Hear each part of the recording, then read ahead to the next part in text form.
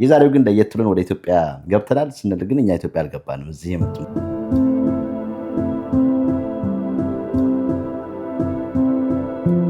በአጋጣሚ እንግዲህ ጥሩ ሐኪም አልደረሰኝም ኦቲዝም ነው የእድሜ ልክ የወላጅ በሽታ ነው ያ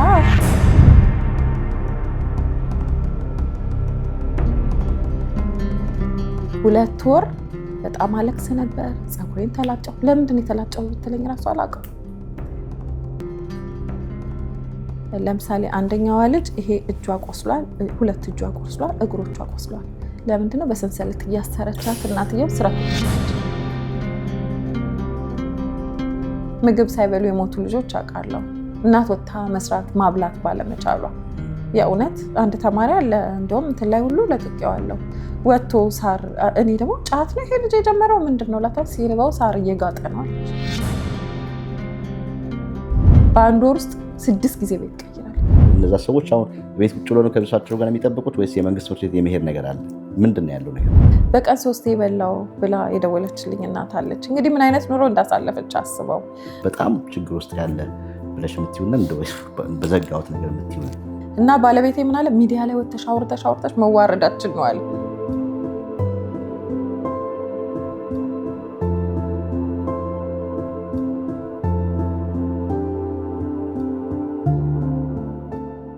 ጤና ይስጥልን ክቡራትና ክቡራት ሚዲያ ታዳሚዎች ባላችሁበት ሰላማችሁ ይብዛ እንደተለምዶ እንግዲህ አሪፍ ፕሮግራም ይዘንላችሁ መጥተናል የዛሬ ፕሮግራማችን ለየት የሚያደርገው ፕሮግራማችን እንግዲህ እስከዛሬ የምናቀርብላችሁ የኛ ስለ አሜሪካ ውስጥ ሆነው በተለያዩ ጉዳዮች ላይ ስራቸውን የሚያስተዋውቁ ታሪካቸው ዝናቸው እንዲሁም ደግሞ ያለባቸውን ስትራግሎች የምናወጣበት ፕሮግራም ነው የዛሬው ግን ለየት ብለን ወደ ኢትዮጵያ ገብተናል ስንል ግን እኛ ኢትዮጵያ አልገባንም እዚህ የመጡ እንግዶቻችን ኢትዮጵያ ውስጥ የተለያዩ ስራዎች ይሰሩ ለህብረተሰባችን በጣም ጠቃሚ ነገሮችን እያገለግሉ ያሉ እዚህ ደግሞ ለአጋጣሚ ለስራም ለጉብኝትም ለተለያዩ ጉዳዮች ሲመጡ እዚህ ባገኘነው አጋጣሚ ከነሱ ጋር ኢትዮጵያ ውስጥ ለሚሰሩት ነገር እንወያያለን በዛም የሚያስፈልጋቸው ነገር ካለም እዚህ በሰሜን አሜሪካ ያለ ተመልካቾቻችን ምንድነው የፕሮግራም ብሎ አይቶ እንግዲህ በስተመጨረሻ ማድረግ የሚችለው ነገር የሚደረግበት ነገር ካለ የሚያደንቅም ከሆነ የሚያደንቅ የሚጨበጨበለትም ከሆነ የሚጨበጨበት ፕሮግራማችን ነው ፕሮግራማችን ላይ አብራችሁ ሙሉን ከተመለከታችሁ ብዙ ነገር ታተርፋላችሁ በተለይም ደግሞ እኛም በእኛ በተመለከተ ከኛ ጋር የተያያዘ ብዙ ታሪክ ነው የምናነሳው ስለዚህ አብራችሁ ቆያችሁ ሙሉ ተመለከታላችሁ ሁሌም ደግሞ ቻናላችን ሰብስክራይብ አድርጉ ከኢትዮጵያ ቀጥታ የመጣ እንግዳችን ጋር እንተዋወቃለን ስላገኘሽ ደስ ብሎኛል እኔም ደስ ብሎኛል እሺ ራሄል እባላለሁ ከኢትዮጵያ ነው የመጣሁት ነህሚያ አውቲዝም ሴንተር መስራችና ዳይሬክተር ነኝ ኢትዮጵያችን እንዴት ናት ደህና ነው ቆየን ከሄድንና ከኢትዮጵያ መጣ ሰው ስናገኝ እንደ ኢትዮጵያችን ሀገራችን ማለት አለን እንዴት ነው ኑሮ በኢትዮጵያ ኑሮ ጥሩ ነው ምንም አይልም ያው ብዙ የሚከብድ ነገር ቢኖርም እግዚአብሔር ሀገራችንን ሰላም ያድርግልን ሰላም ከሆነ ብዙ ነገር ይቀላል ለብዙ ነገር መፍትሄ ማግኘት እንችላለን ለራሳችን መሆን አያቅተንም ብዬ አስባለሁና ጥልቁ የሁላችንም ጸሎት መሆን ያለበት ሀገራችንን ሰላም ያርግልን እውነት ነው አሜን ያርግልን አሜን እንዴት ነው ሀገራችን ሰኛና የምንኖርባት ነው ሰሜን አሜሪካ ብዙ ተመላለሻለሽ ያው በሁል ጊዜ በእናንተ ሰመር እዚህ ሀገር መጣለው የመጀመሪያው ታርጌቴ እንግዲህ ፈንድሬዝ ለማድረግ ነው ሰው እንዲያግዘን ስፔሻሊ እኛ ሀገር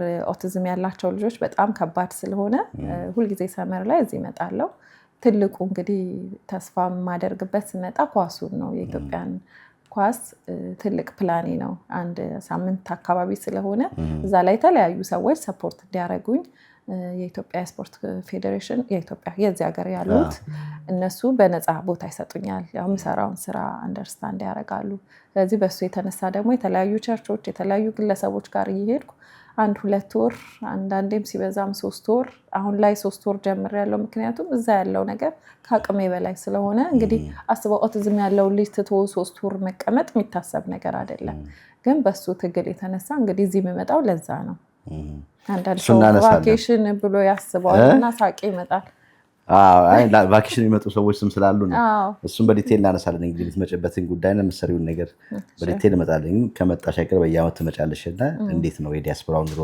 ትመለከቺው ምን አየሽ ምን ታዘብሽ ይሄን ያለም ሰው ይሄን ያለም ሰው አሜሪካ ይኖራል ምናምን ብለሽ ታዘብሽው ነገር በይን እስቲ ሁል ጊዜ ይገርመኛል በጣም ብዙ ሰው ነው እዚህ ሀገር የሚኖረው እና እኔ ብቻ ነኝ እንደቀረውት መልኩት ለምን ስፔሻሊ ኳሱ ላይ ያላገኘሁት አብሮኝ የተማረ ሰው ያላገኘሁት ሰው የለም። ያላገኘሁት ዴዚ ጠፍቶ ነው የምትላቸው ሰዎች በአይነት ከተማ ውስጥ ማናያቸው ሰዎች። እንደውም አንድ ጓደኛ አጠገቤ ሆነ የሞተም ታገኛለሽ ፈልጊ ብሎኝ አይደለም ያለፈ ይቀርና በእርግጥ ነው ኳሱ እውነት ነው። እንኳን አንቺ ከርቅ ለመጣሹ ማለት እኛም እዚህ ሆነን ብዙ የተጠፋፉ ድሮ ሃይስኩል እየተማርን የነበሩ ጓደኞቻችን የምናገኝበት ቦታ እሱ ኳሱ ላይ ነው። እንግዲህ ከአነሳሽ ሃይስኩልም የተማርኩበት ምን አልሽ? እስኪ ስለ ልጅነትሽ ነገር ትንሽ ነገር በይና። የት ተማርሽ? ልጅነትሽ እንዴት ነበር? አስተዳደግሽ? ኤሌመንተሪ ጌጃ ቃለ ሕይወት ተማሪ ነበርኩኝ። ሃይስኩል ስገባ ቦሌ ምስራቅም ተምሬያለሁ። ትንሽ አክቲቭ ተማሪ ነበርኩኝ። ጎበዝ ማለት ነው። ጎበዝ ተማሪ ነበርኩ ማለት ነው። አክቲቭ ማለት ከጉብዝና ሳይሆን በጣም ይሄ ሁሉም የሚያውቀው ተጀምሮ ሃይስኩል ተማሪ በሙሉ የሚያውቀኝ። ምክንያቱም በምንድነው የምታወቀው? ግን በቻሪቲ ይታወቃለሁ። እንደገና ይሄ ትምህርት ቤቱን ስፔሻሊ 12ኛ ክፍል ስንጨርስ ትልቅ ፕሮግራም አዘጋጅተን የቆሻሻ ቦታ ነበር ምስራቅ አጠቃላይ፣ እሱን አጽድተን ወንበር አሰርተን ብዙ አክቲቭ ነበር። መጽሔት አስደርገን ምናምን ነው የወጣሁት እና በዚህ የተነሳ በጣም ማልሳተፍ ማልገባበት ቦታ አልነበረም። አስተማሪዎች ሁሉ ከላይ እስከታች ድረስ ነበረ የሚያውቁኝ። ግን አንዳንድ ጊዜ ሳስበው በተለይ አንድ ጊዜ ከክፍል እየወጣን አንዲት እናት ልጇ ተደፍራባት ኢንፌክሽን ሆነ ብዙ ነገር እና ገንዘብ አጣች ማሳከሚያ። በሩ ላይ ቆማ ስታለቅስ ተመልሼ ከነ ጓደኞቻችን ገብተን ፈንድሬዝ አድርገን ሰብስበን የመድኃኒት መግዣ ነበር ያጣችሁ እና ሰጠው እና ዩኒት ሊደሩ እያየን ነበር እንዳልኩ። ከዛ ኔክስት ሌላ እናስመጣ ቆይ ራሄል የምትባል ተማሪ ያለችን ብሎ ክፍል መጥቶ ድጋሚ ያን ሂደት እና አንዳንድ ጊዜ አሁን ላለሁበት ነገር የልጅነት ማንነት አስተዋጽኦ ያደርጋል። ትልቅ ሆነ ይከተልሃል። አንዳንድ ሰው አሁን ፈንድሬዝ አድርገው በባል ኧረ እኔ ሰው ፊት ሞቴ ነው የሚል ሰው አለ። እኔ ግን ከልጅነቴ ጀምሮ የተለማመድኩት ነው። ተማሪ ሆኜ ሁልጊዜ ድራማ እንሰራለን። በተለይ ገና ሲመጣ ብዙ ጊዜ ማርያም ሆኜ መስራት ነገር ነበረኝ እና ደፋር ነኝ። ፈሪ ልጅ አልነበርኩም። በጣም ብዙ መድረክ ቢባል ምን ቢባል ብዙ ችግር አልነበረኝም። እንደሱ አይነት ልጅ ነበርኩኝ። እንደዛ እኮ እኛም እንግዲህ ቅሽቅሽ ከሚታወቁት አንዱ ነበርና እና የመቸገር ጉዳይ የለም እንደ ሃይስኩል ሎሚ የመወርወር ነገር አይን ውስጥ ትገቢ፣ ድራማው ላይ ያለሽ እርዳታ መሰብሰብ ያለሽ ተማሪው ከላይ ታች ያቀሻል ምናምን። በጣም ፈጣን ስለሆንኩ ብዙ ልጅ ይፈራኛል። አይዳፈርም እኮ እንደዛ ነው። አይዳፈርም። በዛ ላይ ብዙ ወንዶች ጓደኛ ነኝ። የ24 ልጆች ጓደኞች ነበሩኝ። ስለዚህ ተጠበቂ ነበር 24 ሲባል የ24 ልጅ ይታወቃል እና እንደሱ አይነት እንትን ውስጥ ብዙ አልነበርኩም። ከዛ አልፎ የመማር ጉዳይ ነበር ከሃይስኩል በኋላ። በጣም ቶሎ ነው ያገባሁት። በልጅነት አልኩሽ እኮ ይሄው ያልኩሽ አሁን በረከስተሻላ ቶሎ ነው ያገባሁት። አሁን ጎረምሳ ልጅ አለኝ፣ 22 ዓመት ልጅ። ትልቁ ልጅ 22 ዓመቱ ነው። ሁለተኛው ነው ከኦቲዝም ጋር የሚኖረው 20፣ ትንሹ 18 ነው። እና አይኑ ከትምህርት ቤት ጀመረው ማለት ይቻላል። ኦልሞስት ልክ እንደጨረስኩ ነው ያገባሁት። በጣም ቶሎ ነው ያገባሁት በልጅነት ደግሞ ደስ ይላል። እኛም አሁን ኮሌጅ የገቡ ልጆች ምናምን አለች ምናምን እንዲደርሱ አሁን ስታየው ደስ ይላል። በጣም አሪፍ። በማለማል እንግዲህ ራስሽን ጉዳይም እያነሳን እናወራለን። ዋና የመጣንበትን ጉዳይ እንግዲህ ወደሱ እንግባ። ክብራትና ክብራት እንግዲህ እንግዳችንን አግኝተናል። እንደምትመለከቱት በጣም ተጫዋች ፍልቅልቅ እንደምትመለከቷት ነው። ከጀርባ ደግሞ ያዘለችው በጣም ብዙ ነገር አለ። በተለይም ኢትዮጵያ ውስጥ በጣም ትልቅ ነገር እያደረገች ያለ ምንድን ነው ጉዳዩ የሚለውን ከአፍታ ደቂቃ ቦታ እንመልሳለን። አብራችሁ ቆያችሁ ታተርፋላችሁ። አብራችን ሁኑ። ግራንድ አፍሪካ ረን በዲሲ ኦክቶበር 10 ጠዋት በ8ኛው ዓመት የግራንድ አፍሪካ ረን ሲሳተፉ የመረጡትን አንድ በጎ ዓላማ ማገዝ እንደሚችሉ ያውቃሉ? በካንሰር ህመም፣ በኦቲዝም፣ ሴት ልጆችን በማገዝ እና በህፃናት ትምህርት ዘርፍ። በዘንድሮ ዝግጅት 10 የበጎ አድራጎት ድርጅቶች እገዛ የሚፈልጉ ወገኖቻችንን ለመደገፍ ከግራንድ አፍሪካ ረን ጋር አብረው ይሰራሉ። እርሶም ከወገኑ ጋር በዝግጅቱ ላይ ከሚያሳልፉት አስደሳች የአብሮነት ጊዜ ባሻገር አንድ የበጎ አድራጎት ድርጅትና ዓላማ መርጠው ሲሳተፉ የ5% ቅናሽ መመዝገቢያው ላይ ያገኛሉ። የሚደግፉትን አንድ ዓላማ ለመምረጥ ከዚህ መልእክት ጋር የምናስቀምጥላችሁን ድረገጽ ይመልከቱ። ርቀቱን አንደኛም ሆነ መጨረሻ ሆኖ ቢያጠናቅቁ የ2026 ቶዮታ ኮሮላ ለተሳታፊዎች በሎተሪ ዕጣ እንደሚቀርብ አይዘንጉ። ግራንድ አፍሪካ ረን ኦክቶበር 10 ጠዋት። ተመልሰን መተናል። እንግዲህ ስለተገናኘንበት ጉዳይ ኢትዮጵያ ውስጥ በጣም ትልቅ ነገር እንደምትሰሪ እኔ እንኳን ከዚህ በፊትም በሚዲያም አያዋለሁ አይቻለሁም ሰምቻለሁም ስለምትሰሪው ነገር፣ ግን በዲቴል እንደዚህ ተቀራርበን አናውቅም መሰሪውን ነገር ያው በዩቲዩብ ላይ ያየነው ነገር ነው። ሰዎችም ሲወራ ነው የምንሰማውና ስለ ተቋምሽ በተለይም ደግሞ ከኦቲዝም ጋር በተያያዘ በተለይም ደግሞ እዚህ ሀገር ብዙ ልጆች ከኦቲዝም ጋር ተያይዘው የሚወለዱ ልጆች አሉ። እኛም ከዚህ በፊት ፕሮግራሞች ሰርተናል። እንደዚህ አይነት ልጆች ጋር የሚኖሩ ቤተሰቦች በሚቻላቸው መጠን ያለውን ነገር እርዳታ እንዲደረጉ እንዲታገዙ፣ በተለይም ደግሞ ትምህርት ቤት ውስጥ ያለው ቻሌንጅ ብዙ ነው። ትምህርት ቤት ሲገቡ ቡሊ ይደረጋሉ ምናምን ተመለከተና ከዛ በሱ ላይ በደንብ ዲስከስ እናደርጋለን። ግን መጀመሪያ ስለ ትምህርት ቤቱ ስያሜ ነህምያ ማለት ምን ማለት ነው ብለን እንጀምርና ለምንድን ነው ይህን ተቋም መክፈት ያስፈልገሽ ያስጀመረሽ ጉዳይ ምንድን ነው የሚለው ከዛ እንጀምር። ከዛ ፊትም ያለሽ አዌርነስ በኦቲዝም ጉዳይ ላይ ነበር ወይ? ያው በአመት አንዴ ወይዘሮ ዘሚ በህይወት እያለች ማናቸው? ወይዘሮ ዘሚ ማለት ኢትዮጵያ ውስጥ የመጀመሪያ ኦቲዝም ሴንተር የከፈቱ እናት ናቸው። እሳቸው ሲያስተዋውቁ ሰምቻ ቃለሁ። ግን ያው ሁልጊዜ ቤቴ ይገባል ብለህ አታየውም። ብዙ ነገር ሩቅ ነው አይደል የምናደርገው። እኔ ጋር ይመጣል እኮ ብለህ አታየውም። ቢሆን ኖሮ በደንብ እንሰማ ነበር። ልክ እንደዛ ለቃሉ አዲስ አይደለሁም ለኦቲዝም። ግን እንዲህ ፐርሰናሊ ልጄ ላይ ኖሮ በቅርበት ኦቲዝምን አውቀዋለሁ ብዬ አላስብም። እና ሲጀመር ነህምያም ያልኩበት ምክንያት ምንድን ነው? መጽሐፍ ቅዱስ ላይ የእስራኤልን የፈረሰ ቅጥር የሰራ ሰው ነው። እና በዛ የተነሳ ይበላል ይጠጣል፣ ግን ሀሳቡ የሆነ ቦታ ላይ አለ። ያ የእስራኤል ቅጥር ስለፈረሰ ያስጨንቀው ነበር። እና ንጉሥ አይቶት ለምንድን ነው ትበላለህ ትጠጣለህ ምን ሆነህ ነው ሲባል የእስራኤል ቅጥር ጠላት ቢመጣ ያገኘዋል ብሎ ተነሳና ከዛ ንጉሱ የተለያየ ነገር ሰፖርት አረገው፣ ሄዶ ያን ቅጥር ሰራ። እኔም አሁን ጠላት ያገኛቸዋል ብዬ የማስበው ልጆች ለምንድን ነው ማንም ሰው አንደርስታንድ አያደርጋቸውም፣ መናገር አይችሉም። ብዙ አካል ጉዳት አይተህ ከሆነ ሰው ለራሱ መሟገት ይችላል። ለራሳቸው ይሟገታሉ። ተምረው ትልቅ ደረጃ ደርሰዋል። አካል ጉዳተኛ ብትል፣ እነዚህ ልጆች ግን ወላጅ ነው ሊናገርላቸው የሚገባው። ስለዚህ ይሄ ቅጥራቸው ፈርሷል። ወላጅ ደፍሮ እንደዚህ አይነት ልጅ አለኝ መረዳት አለበት መታገዝ አለበት ካላለ እነዚህ ልጆች ተጎጂ ነው የሚሆኑት። ስለዚህ ነህምያ ያልኩት እኔም የፈረሰውን ቅጥር ለመስራት በመነሳት እነዚህ ልጆች ለማገዝ ድምፅ ለመሆን ህብረተሰቡ ላይ አዌርነስ ለመፍጠር በማለት ነህምያ ብዬዋለሁ። ብዙ ሰው የልጄ ስም ይመስለዋል፣ ግን ልጄ ናታን ነው። ጥሩ። ከዛ ፊት እንግዲህ ወይዘሮ ዘኒ ናቸዋልሽ እና በተለይም ደግሞ እኛ ሀገር አሁን እንግዲህ አሁን አላውቅም ያለሁበትን አሁን ያላችሁበትን ሁኔታ ወይም ያለበት ሁኔታ አላውቅም፣ ግን እኛ በነበርንበት ሰዓት በጣም በርቀት ነበር ሰዎች ልጆችን ከቤት ውስጥ እንዳይወጡ ተደብቀው የሚኖሩበት። ሌላም ማህበረሰብ ወይም ጎረቤት ምንም ልጆቹን በዛ መልኩ እንዳያቸው ቢታወቅም ደግሞ ከህብረተሰቡ የመገለል ነገር መርገምት ነው ምናምን እስከሚባል ድረስ ነበርና እሱንና አሁን ያለው ሁኔታ አሁንስ ያ ጉዳይ ያለው ወይ? እናንተስ ያላችሁ ቻሌንጅ ይሄን ነገር ለማስታረቅ ለማስተማር ያለው ቻሌንጅ ምንድን ነው? እስካሁን በር የተዘጋባቸው ልጆች አሉ። እስካሁን የምንታገለውም እነዚህ ልጆች መውጣት አለባቸው ብለን ነው የምንታገለው። ለምን? ልጅ እግዚአብሔር ስጦታ ነው። አንተ ሰርተህ የምታመጣው ነገር አይደለም። እኛ ጾታ ላይ እንኳን እንመርጣለን አይደል? ያንን እንኳን እድል ማድረግ አንችልም። እግዚአብሔር የሰጠንን ነው የምንቀበለው። ስለዚህ ይሄ የተሰጠህ ልጅ ደግሞ ሊያኮራህ እንጂ ሊያሸማቅቅህ ከሰው በታች ሊያደርግህ አይገባም። ስጦታ ሁሌ የሚያስደስት ነገር ነው።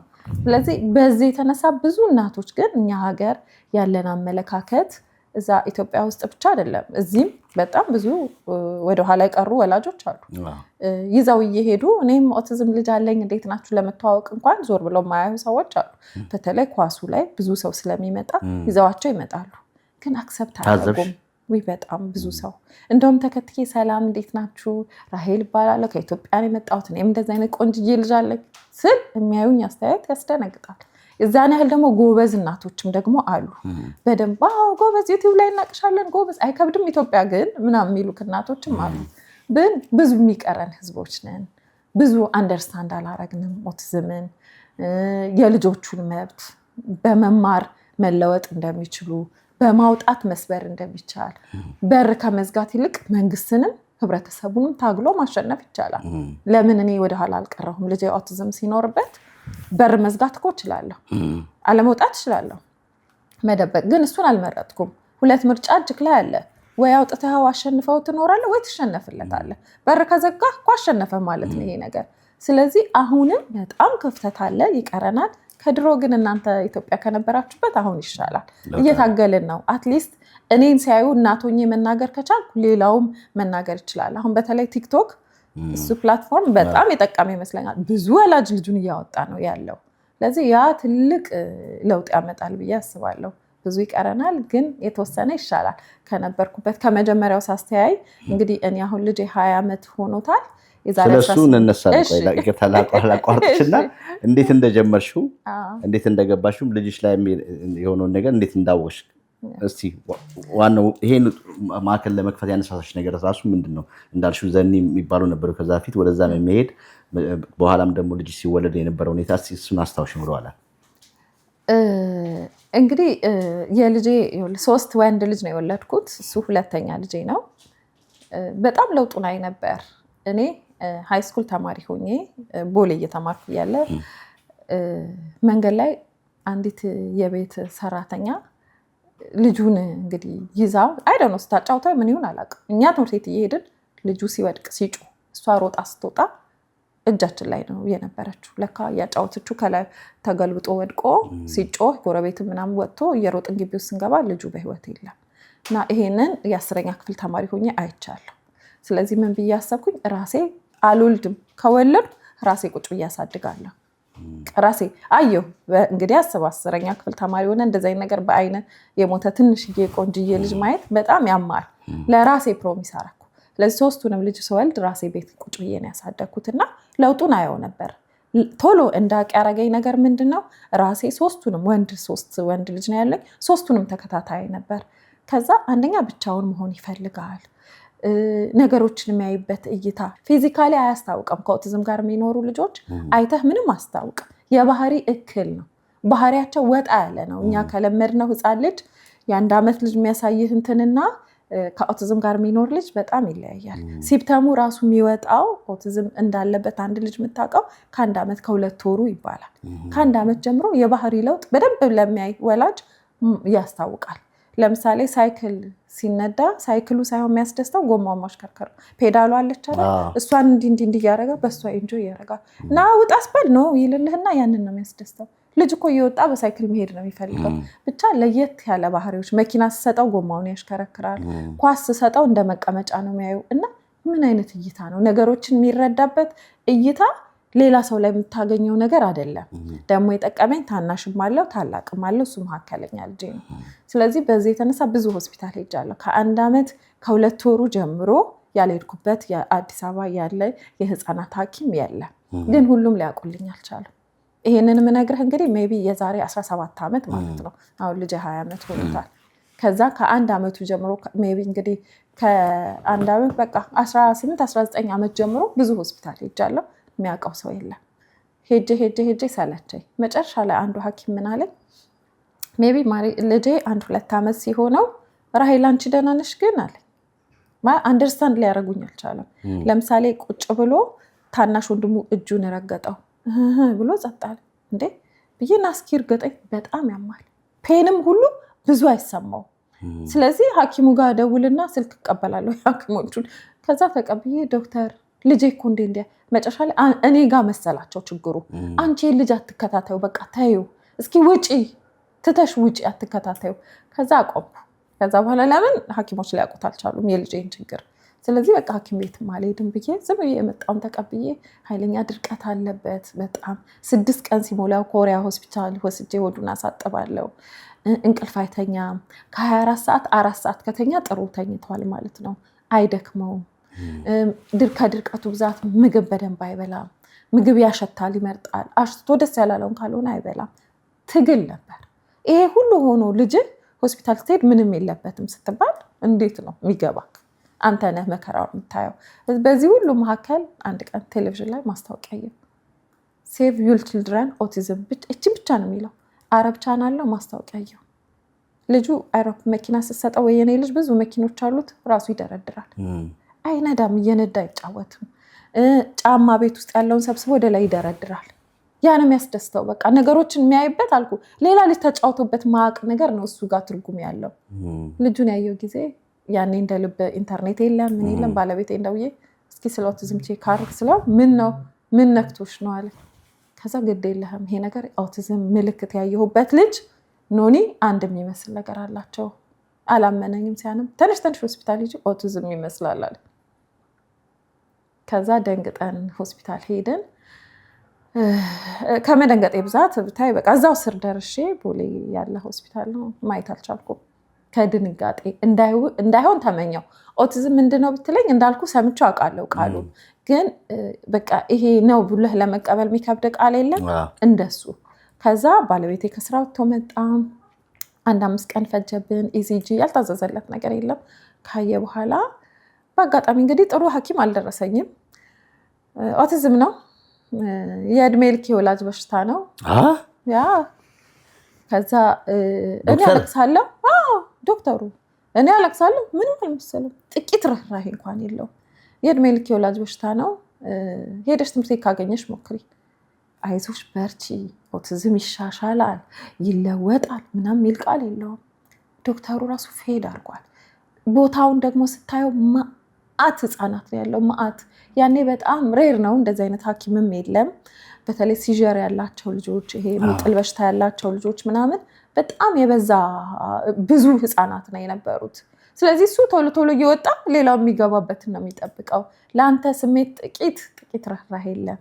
አሁን ላይ ያሉ ዶክተሮች እግዚአብሔር ይባርካቸው፣ አሁን ጥሩዎች እየሆኑ ነው። ለምን በሚመጡት ጥሩ ሐኪም ሲገጥምህ የተጽናና እናቶች ናቸው እኔ ጋር የሚመጡት። ጥሩ ያልገጠመው እናት ደግሞ ስመጣ ተሰባብራ ነው የምትመጣው። እንደገና እሷን ማቃናት ደግሞ እንዴት ከባድ ነው መሰለህ። መጀመሪያ የነበረኝ ኢነርጂ እና ሰውየው ጋር ገብቼ ስወጣ ሌላ ሰው ነው የሆንኩት። 2 ወር በጣም አለቅስ ነበር። ፀጉሬን ተላጨሁ። ለምንድን የተላጨሁ ብትለኝ ራሱ አላውቅም። ሞቼ 2 ወር ተነሳ።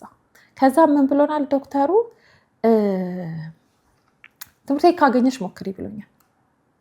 ከ2 ወር በኋላ ወደ አይምሮ የተመለስኩና ትምህርት ቤት ለመፈለግ ሄድኩኝ። ሲሄድ እሱም ለቅሶ ቤት ይመስላል። ኦልሬዲ ትምህርት ቤቱ ሞልቷል። ብዙ ወላጅ ያለቅስበታል። የወይዘሮ ዘሚ ትምህርት ቤት ጆይ ሴንተር ይባላል። እሳቸውን በግል ነው ኳር ኤንጂኦ ነው እና ትምህርት ቤቱ 40 ልጅ ይችላል። 40 ልጅ ተመዝግቧል። እኛ ዝም ብለን ነው የምንሄደው። የእውነት ሞልቷል። ሌላ ትምህርት ቤት የለም። ስገባ ብዙ እናቶች ያለቅሳሉ። በተለይ ሲንግል ማም እናቶች፣ በተለይ ትንንሽ ስራ የሚሰሩ። እንደዚህ አይነት ልጅ ስትይዝ ባይዘወይ ድህነትም አብሮ ይመጣል። እንዴት ብለህ ወጥተህ ትሰራለህ? በጣም ልሰራ አችልም። ፕላስ ትጎዳለህ። የህብረተሰቡ ጫና አለ። ስታልፍ ይሉሃል። ስትሄድ አንቺ እኮ ደግሞ ቀጥታ የአይምሮ ማንኛውን እክል ያለበት ልጅ ስትወልድ እንደ ኃጢአተኛ ነው የምትታየው። ያ በራሱ ሳይኮሎጂካሊ ይጎዳሃል። ስራህ ላይ እኮ ኢፌክቲቭሊ በደንብ ወጥተህ ስራህ እንድትሰራ ነፃ አይምሮ ይዘህ መሄድ አለብህ። የህብረተሰቡ ጫና በራሱ አንተ በየቀኑ እየሞትክ ተስፋ እየቆረጥክ እንድትሄድ ያደርጋል። እዛ ዞር ብዬ ስጠይቅ እኔ ኦቲዝምን ማውቀው በድህነት አይደለም።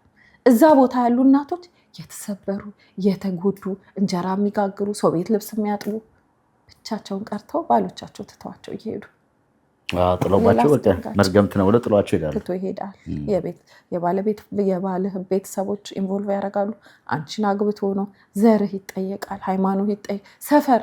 እዛ ሰፈር እኮ ስለሆነች ነው ሁሉ እንደተባለ ልንገርህ፣ ማይመጣበት ጫና የለም። ቀጥታ አፌክት የምትደረገው እናት ናት እና አባት ምንም ፓርቲ የሌለበት ነው የሚመስለው። እና አባቶችም ወይ ሃንድል ማድረግ አቅቷቸው ይሁን ምን ይሁን አላቅም፣ ትተው ብቻ ሄዳሉ በዚህ የተነሳ።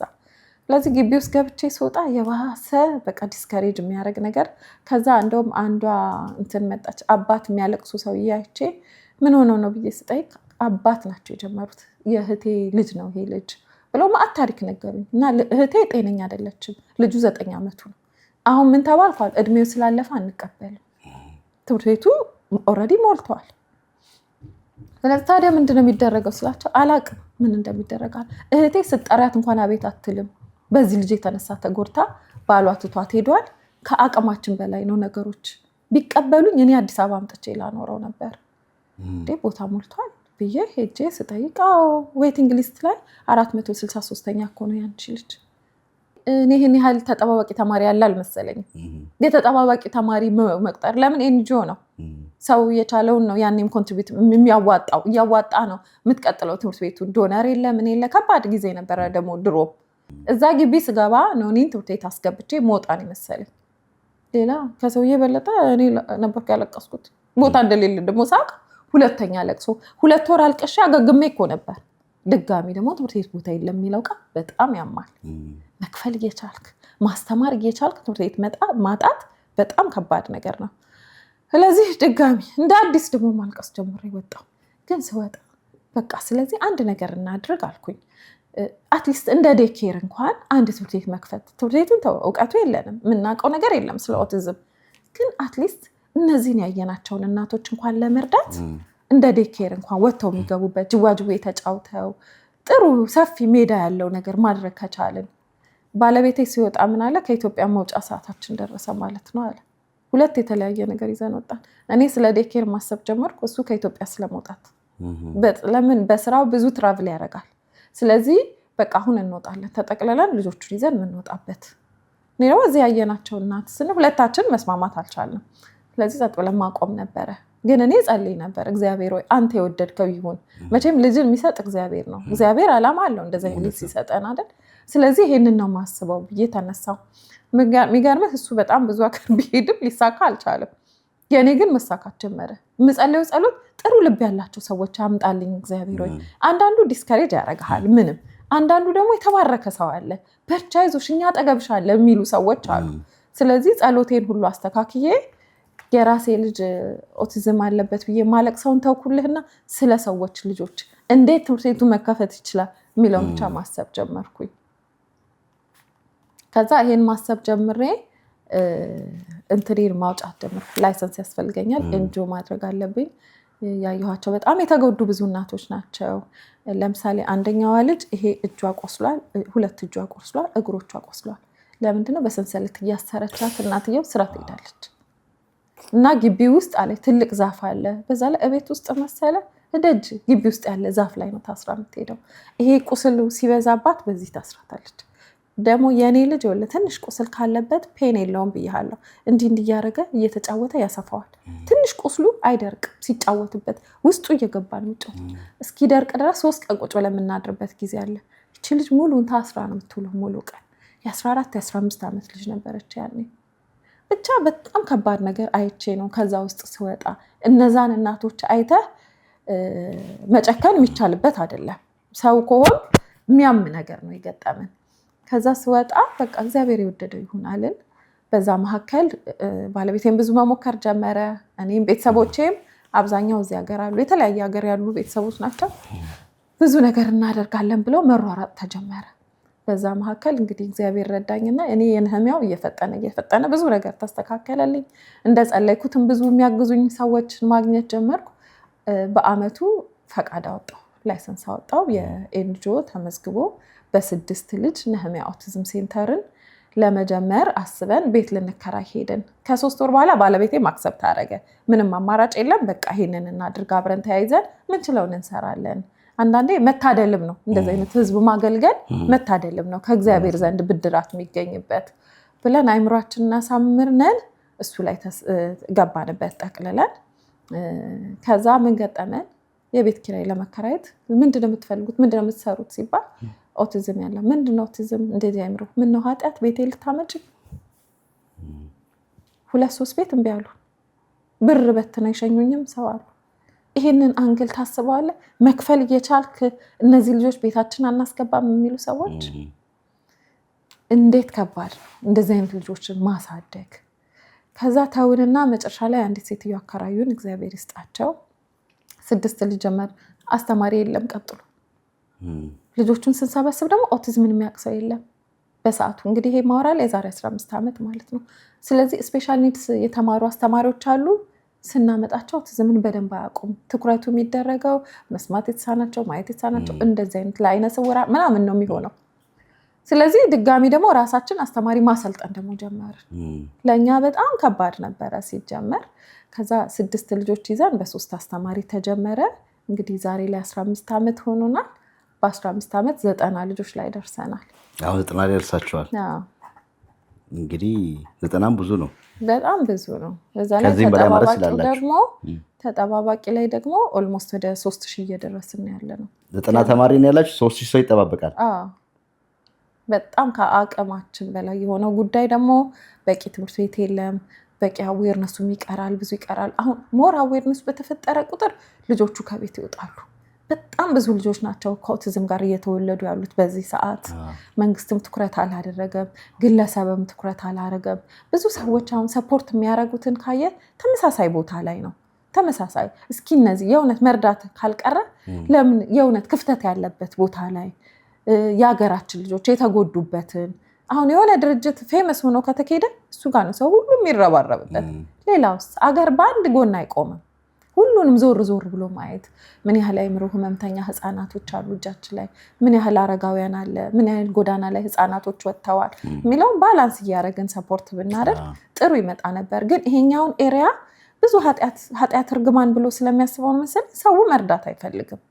በጣም ብዙ ህፃናት አለ እጃችን ላይ ግን እርዳታው አለ ወይ ብለህ ስታይ ከእርዳታው ጋር አይሄድም። ወላጅም ደፍሮ እንደዚህ አይነት ልጅ አለኝ ምን አሁን እንደውም ሶሻል ሚዲያው እግዚአብሔር ይስጠው እያገዘን ነው።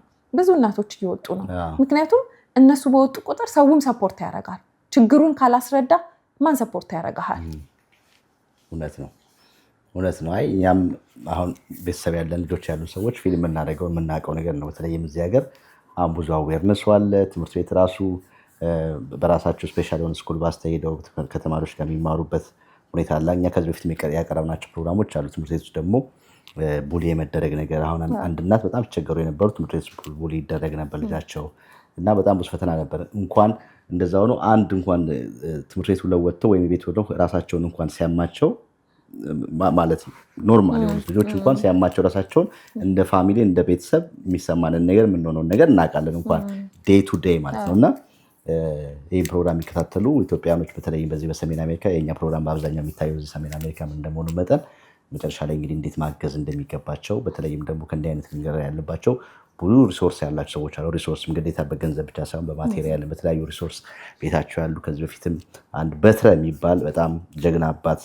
ሰምተሽ ይሆናል ታሪኩ ብዙ ጊዜ ቀርቦ የነበረ እነሱም ብዙ ሪሶርስ የሚያውቁት ነገር ስላለ ከራሳቸው ጋር አያይዘው ይህን እንግዲህ በሰፊው ብዙ ሰዎች የሚታገዙበትም ቅድም ደግሞ እንዳልሽው እኛም እንዳልነው ልክ እንደ መዓት እንደ መርገምት በሚቆጠርበት ሀገር ባለንበት ሁኔታ ውስጥ የሰዎቹን አዌርነስ መፍጠር ራሱ ከባድ ነገር ነው እና የእናንተ ስራ ልጆቹን ወስዶ ብቻ ማብቃት ብቻ ሳይሆን ቤተሰብ ላይም ህብረተሰብ ላይም አዌርነሱ መፍጠር ራሱ ትልቅ ነገር ነው። ህብረተሰቡ ላይ አዌርነስ ሲኖር የእናንተም ስራ በተወሰነ ፐቶች ሸክማችሁ ይቀላል ብዬ አስባለሁ ስለሚያውቁት። እና ቅድም ስታነሽልኝ ከዘሚ ጋም እናንተ ጋም እድሜ ያልሽኝ እና ለመቀበል የምትወስኑት እድሜ አለ።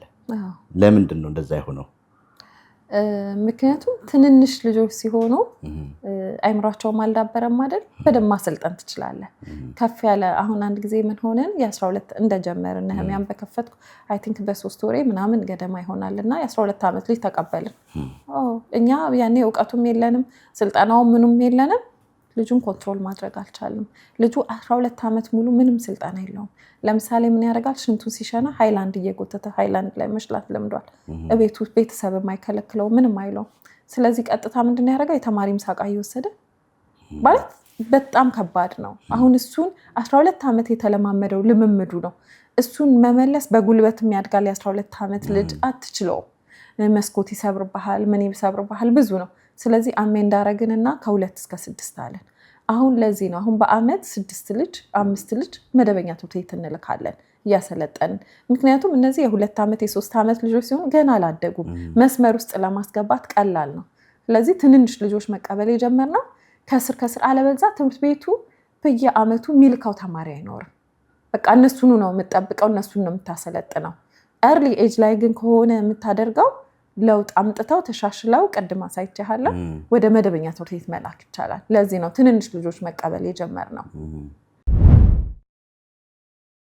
የተለያዩ የአሜሪካ፣ የካናዳ እንዲሁም የአውሮፓ ሀገር ከተሞች ለምትገኙ ኢትዮጵያውያንና ኤርትራውያን ወላጆች ታላቅ የሆነ ዜና እንኳን ደስ አላችሁ። ለልጆ አስጠኝ በማውጣት ተቸግረዋል?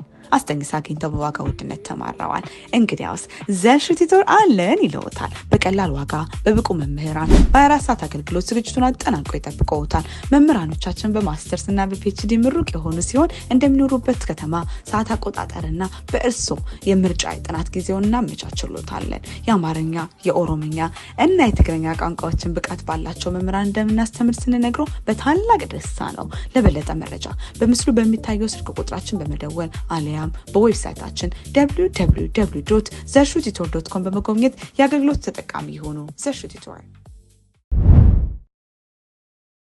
አሁን አንቺና ያንቺ ነህሚያና ሌሎች 2-3 አሉ በእንደዚህ አይነት ጉዳይ ላይ የሚሰሩ በኤንጂኦ ደረጃ አዲስ አበባ ላይም ሐዋሳም ደሴም አሁን ደብረ ብርሃን እየተጀመሩ ነው ያሉት። ወላጆች ናቸው ያን ሁሉ ስራ የሚሰሩት። ያዳማም ሁሉም ሰው ወላጅ ነው ይሄን ስራ እየሰራ። ያ ግን አሁን ተቀባይነት ወረፋ የሚጠብቁ 4000 ምናምን ሰዎች አሉ። እንደዛ 3000 2000 100 ሚሊዮን ብቻ ወረፋ የሚጠብቁ ሰዎች አሉ። እናንተ ጋም ወይም ሌሎች ተቋሞች ከመግባት ካልቻሉ እነዛ ሰዎች አሁን ቤት ቁጭ ብለው ነው ከቤተሰባቸው ጋር የሚጠብቁት ወይስ የመንግስት ትምህርት ቤት የመሄድ ነገር አለ? ምንድን ነው ያለው ነገር? አብዛኛው ቤት ቁጭ ብሏል በሚያሳዝን ሁኔታ። አሁን መንግስት የጀመረው ትምህርት ቤቶች አሉ፣ ግን ኦቲዝም ያለው ልጅ በጣም ሃይፐር ስለሆኑ ስለሚሯሯጡ ስለሚሉ እነሱ መቀበል አይፈልጉም። ከኦቲዝም ካለው ልጅ ይልቅ ዳውን ሲንድሮሙን ይመርጣሉ። አሁን የተወሰነ ቦታ ጅምር አለ፣ ተስፋ አለው። ለምን ይሄንንም የኔ ልጅ ዲያግኖስ በተደረገበት ጊዜ ላይ ይሄ ምድል አልነበረም። አሁን ግን ብዙ ልጅ በዚህ ሂደት እያለፈ ስለሆነ መንግስትም የጀመረው ጅማሬዎች አሉ በየመንግስት ትምህርት ቤቱ። ግን ኦቲዝምን አካቷል ካልክ ኦቲዝምን እየተነካ አይደለም። ምክንያቱም ኦቲዝም ያለው ልጅ ጋር 1-to-1 ሰርቪስ ነው መስጠት ያለበት። ዝም ብለህ ፐብሊክ ስኩል አስገብተኸው ለቀኸው ብትሄድ መንገድ ጠፍቶ አክሲደንት ሊደርስበት ይችላል። ቤት ይወጣ ቤት ይገባ አያውቅም። በደንበኛ መከታተል ይፈልጋል። ስለዚህ ያን ለማድረግ መንግስት በጀትም አቅምም የለውም። በዛ የተነሳ አብዛኛው ልጆች ቤት ቀርተዋል። አሁን ነህሚያ ምንድን ነው የሚሰራው እዛ ውስጥ? ልጆች ትቀበላላችሁ ከ2 ዓመት 6 ዓመት ልጆቹ ላይ ያለውን የመከታተል ያላቸውን ለውጥ ከዛ በኋላ 6 ዓመታት ሲጨርሱ ምንድን ነው በደንብ በሰፊው ለተመልካቾቻችንም በደንብ ቪዥኑ እንዲኖራቸው ምን እየሰራችሁ እንደሆነ ምንድን ነው የምትሰሩት እናንተ? እንግዲህ የመጀመሪያው ስንቀበል ያው ብዙዎቹ ልጆች ፖፖ አልጣሉ ከነ ዳይፐር ከነ ሽንት ጨርቃቸው ነው የሚመጡት እኛ ጋር። ስለዚህ የመጀመሪያው ስራ ተረጋግተው መቀመጥ ይችላሉ ወይ? አንድ ከኦቲዝም ጋር የሚኖር ልጅ ሬስትለስ ነው፣ አይቀመጥም። እዚህ ጋር ይነሳል፣ እዛ ጋር ሄዳል፣ እዛ ላይ ይወጣል። እዛ ላይ ለመውጣት ነው የሚታገለው። ስለዚህ መረጋጋትን መቀመጥን እናስተምራለን። እዛ መቀመጥን ስታስተምር ዛሬ 1 ደቂቃ እየቆጠር 2 ደቂቃ 3 ደቂቃ 5 ደቂቃ ከተቀመጠልህ ፖፖ ማስተማር እንጀምራለን። ለምን ቁጭ የሚል ማንነት ካለው ቁጭ እንዲል ወይ የሆነ ነገር ተሰጠዋል የሚወደውን ደስ የሚለው ከለርፉል የሆኑ ነገሮች ቁጭ ማለት ከለመደልህ በኋላ ፖፖ እናስተምረዋለን። ፖፖ ከለመደልን በኋላ ደግሞ ክፍል ገብቶ ነገሮችን እንዲለይ። ለምሳሌ አሁን ቀይ ከለር ከቢጫ ጋር እንሰጠውና ቀይቱ ነው ቢጫይቱ ነው እንደዚህ አይነት ወደ ትምህርት እውቀት የሚያገኝበትን ነገር እናደርገዋለን። ያንን አሁን ሌቭል 1 ላይ እንዳልኩ ፖፖ ማስለማድ፣ በሩን ዝጋ በሩን ክፈት ያለውን ንግግር እንዲግባባ ማድረግ፣ ከሰው ጋር መቀመጥ እንዲችል እንዲረጋጋ ነገሮች እንዲለይ እናደርጋለን። ሌቭል 2 ሲገባ ደግሞ ለምሳሌ አንበሳን ከአንበሳ ጋር ማንኪያን ከማንኪያ ጋር ማዛመድ ሹካን እየጨመር እንሄዳለን። 2 ከለመደ 3 4 አይምሮን እያሰራ ነው ስለሆነ የአይምሮ ኤክሰርሳይዝ ስለሆነ 10 20 30 እያደረግ እየጨመርክለት ትሄዳለህ።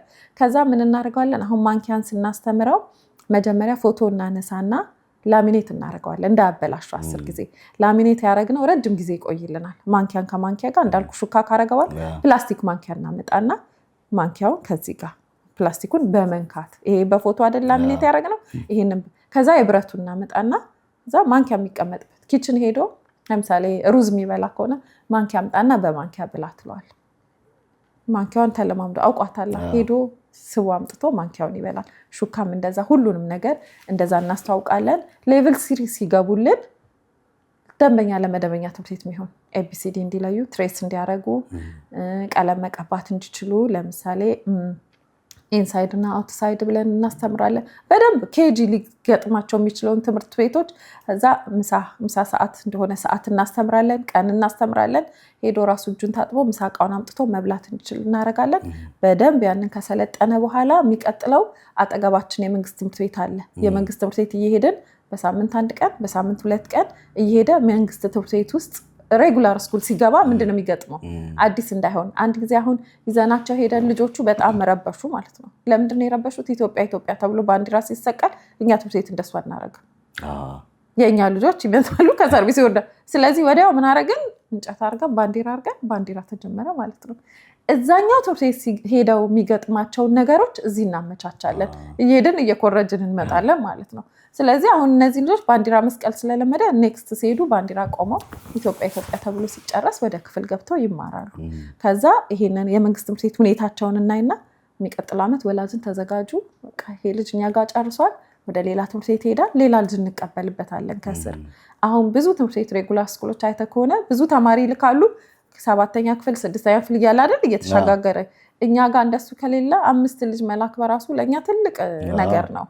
ስለዚህ እንደሱ እናደርግና ሌላ 5 ልጅ ደግሞ ከዚህ ደግሞ ከዌቲንግ ሊስት ላይ አውጥተን ደግሞ እንቀበላለን። ይሄንን ሂደት እንሰራለን። ዩኒፎርም እኛን የምናቀርብላቸው፣ ሰርቪስ አለን፣ በሰርቪስ እናመጣለን፣ እናስተምራለን። ግቢ ውስጥ ኩክ አናረግም። 90 ልጅ ኖሮ ኩክ ማድረግ ትንሽ ከባድ ነው። ስለዚህ በጣም አቅም ለሌላቸው ወላጆች ስፖንሰር እንፈልግና በየቤቱ ዱቄቱንም ዘይቱንም እዛው ያቀርቡላቸዋል። ብር አንሰጣቸው። ብር ከተሰጣቸው ብዙ ሌላ ነገር ያደርጉታል። ልጁ የሚጠቀምበትን ነገር ስለምፈልግ እህሉ ተገዝቶ የሚሰጣቸው። ስለዚህ ቋጥረው ይመጣሉ። ምሳቃቸውን ይዘው ይመጣሉ። ምሳቃ ላይ በደንብ እንከታተላቸዋለን። ልብሳቸውን ልጆቹን ንጹህ አድርገው ጥፍራቸውን ቆርጠው ጆሯቸው ምናምን አጽድተው የወላጅ ኃላፊነት ወላጅ ማድረግ ያለበትን ምክር እንሰጣለን። ከወላጆች ጋር በየ2 ወሩ ስብሰባ አለን። እዛ ስብሰባ ላይ አብዛኛው መወቀስ ያለበት ወላጅ ይወቀሳል። መስተካከል ያለብን እኛንም ይነግሩናል። የቤተሰብ ቤት ነው ብቻ ሁላችንም እንመካከርበት። ልጅ ስላለን አንድ አይነቶች ነን። እዛ ቦታ ስንሰበሰብ እንደሱ እናደርጋለን። ሰርቪስም ስላለን በየቦታው አስፋልት ዳር ላይ ወጥተው ይጠብቃሉ። ልጆቻቸውን ይዘው ይገባሉ። ግን ስልጠና የምንሰጠው ሰርቪሱ ቢመጣ ልጁ ቀጥ ብሎ ቤቱ መግባት የሚችልበትን። ልጆች በጣም ብዙ ልጅ ይጠፋል። እንዳይጠፋ ልጆቹን ማሳወቅ፣ ዛሬ ከዚህ በኩል ከላክ ነገ ደግሞ በዛኛው በኩል መላክ መቻል አለበት። ቤቱ ማወቅ አለበት ልጁ። ስለዚህ ነገሮችን እንዲያገናዝቡ ልጆች ቤታቸውን እንዲያውቁ፣ ቤተሰባቸውን እንዲያውቁ፣ የቤተሰብ ፎቶ አንስተን ላሚኔት አድርገን አባባ እማማ እያለን የቤተሰብ ትውውቅ ሁሉ እንሰራለን። ብዙ አያስተውሉም ልጆቹ። ግን በዛን ያህል ካሰለጠንካቸው ደግሞ እንደነሱ አይነት ጎበዝ ተማሪ የለም። ህዝቡ እንዲያቀል የምንፈልገው ምን ሰጥተን ነው ምን የምንጠይቃቸው? ምንም ሳንሰጣቸው፣ ሳንረዳቸው፣ ሳናግዛቸው ብዙ ነገር ኤክስፔክት እናደርግባቸዋለን። ኢቨን ቲፒካል ለሚባል ሰው ራሱ እኮ እኔ እናንተ በእግራችን ሄድ ነው እናት አባታችን ቦታ ኖሮ አለማምደውን ነው። ያ እድል ባይገጥመን አልጋ ላይ እንቀራለን። ሁሉ ነገር ተደርጎልን እዚህ የደረስን ሰዎች ነን።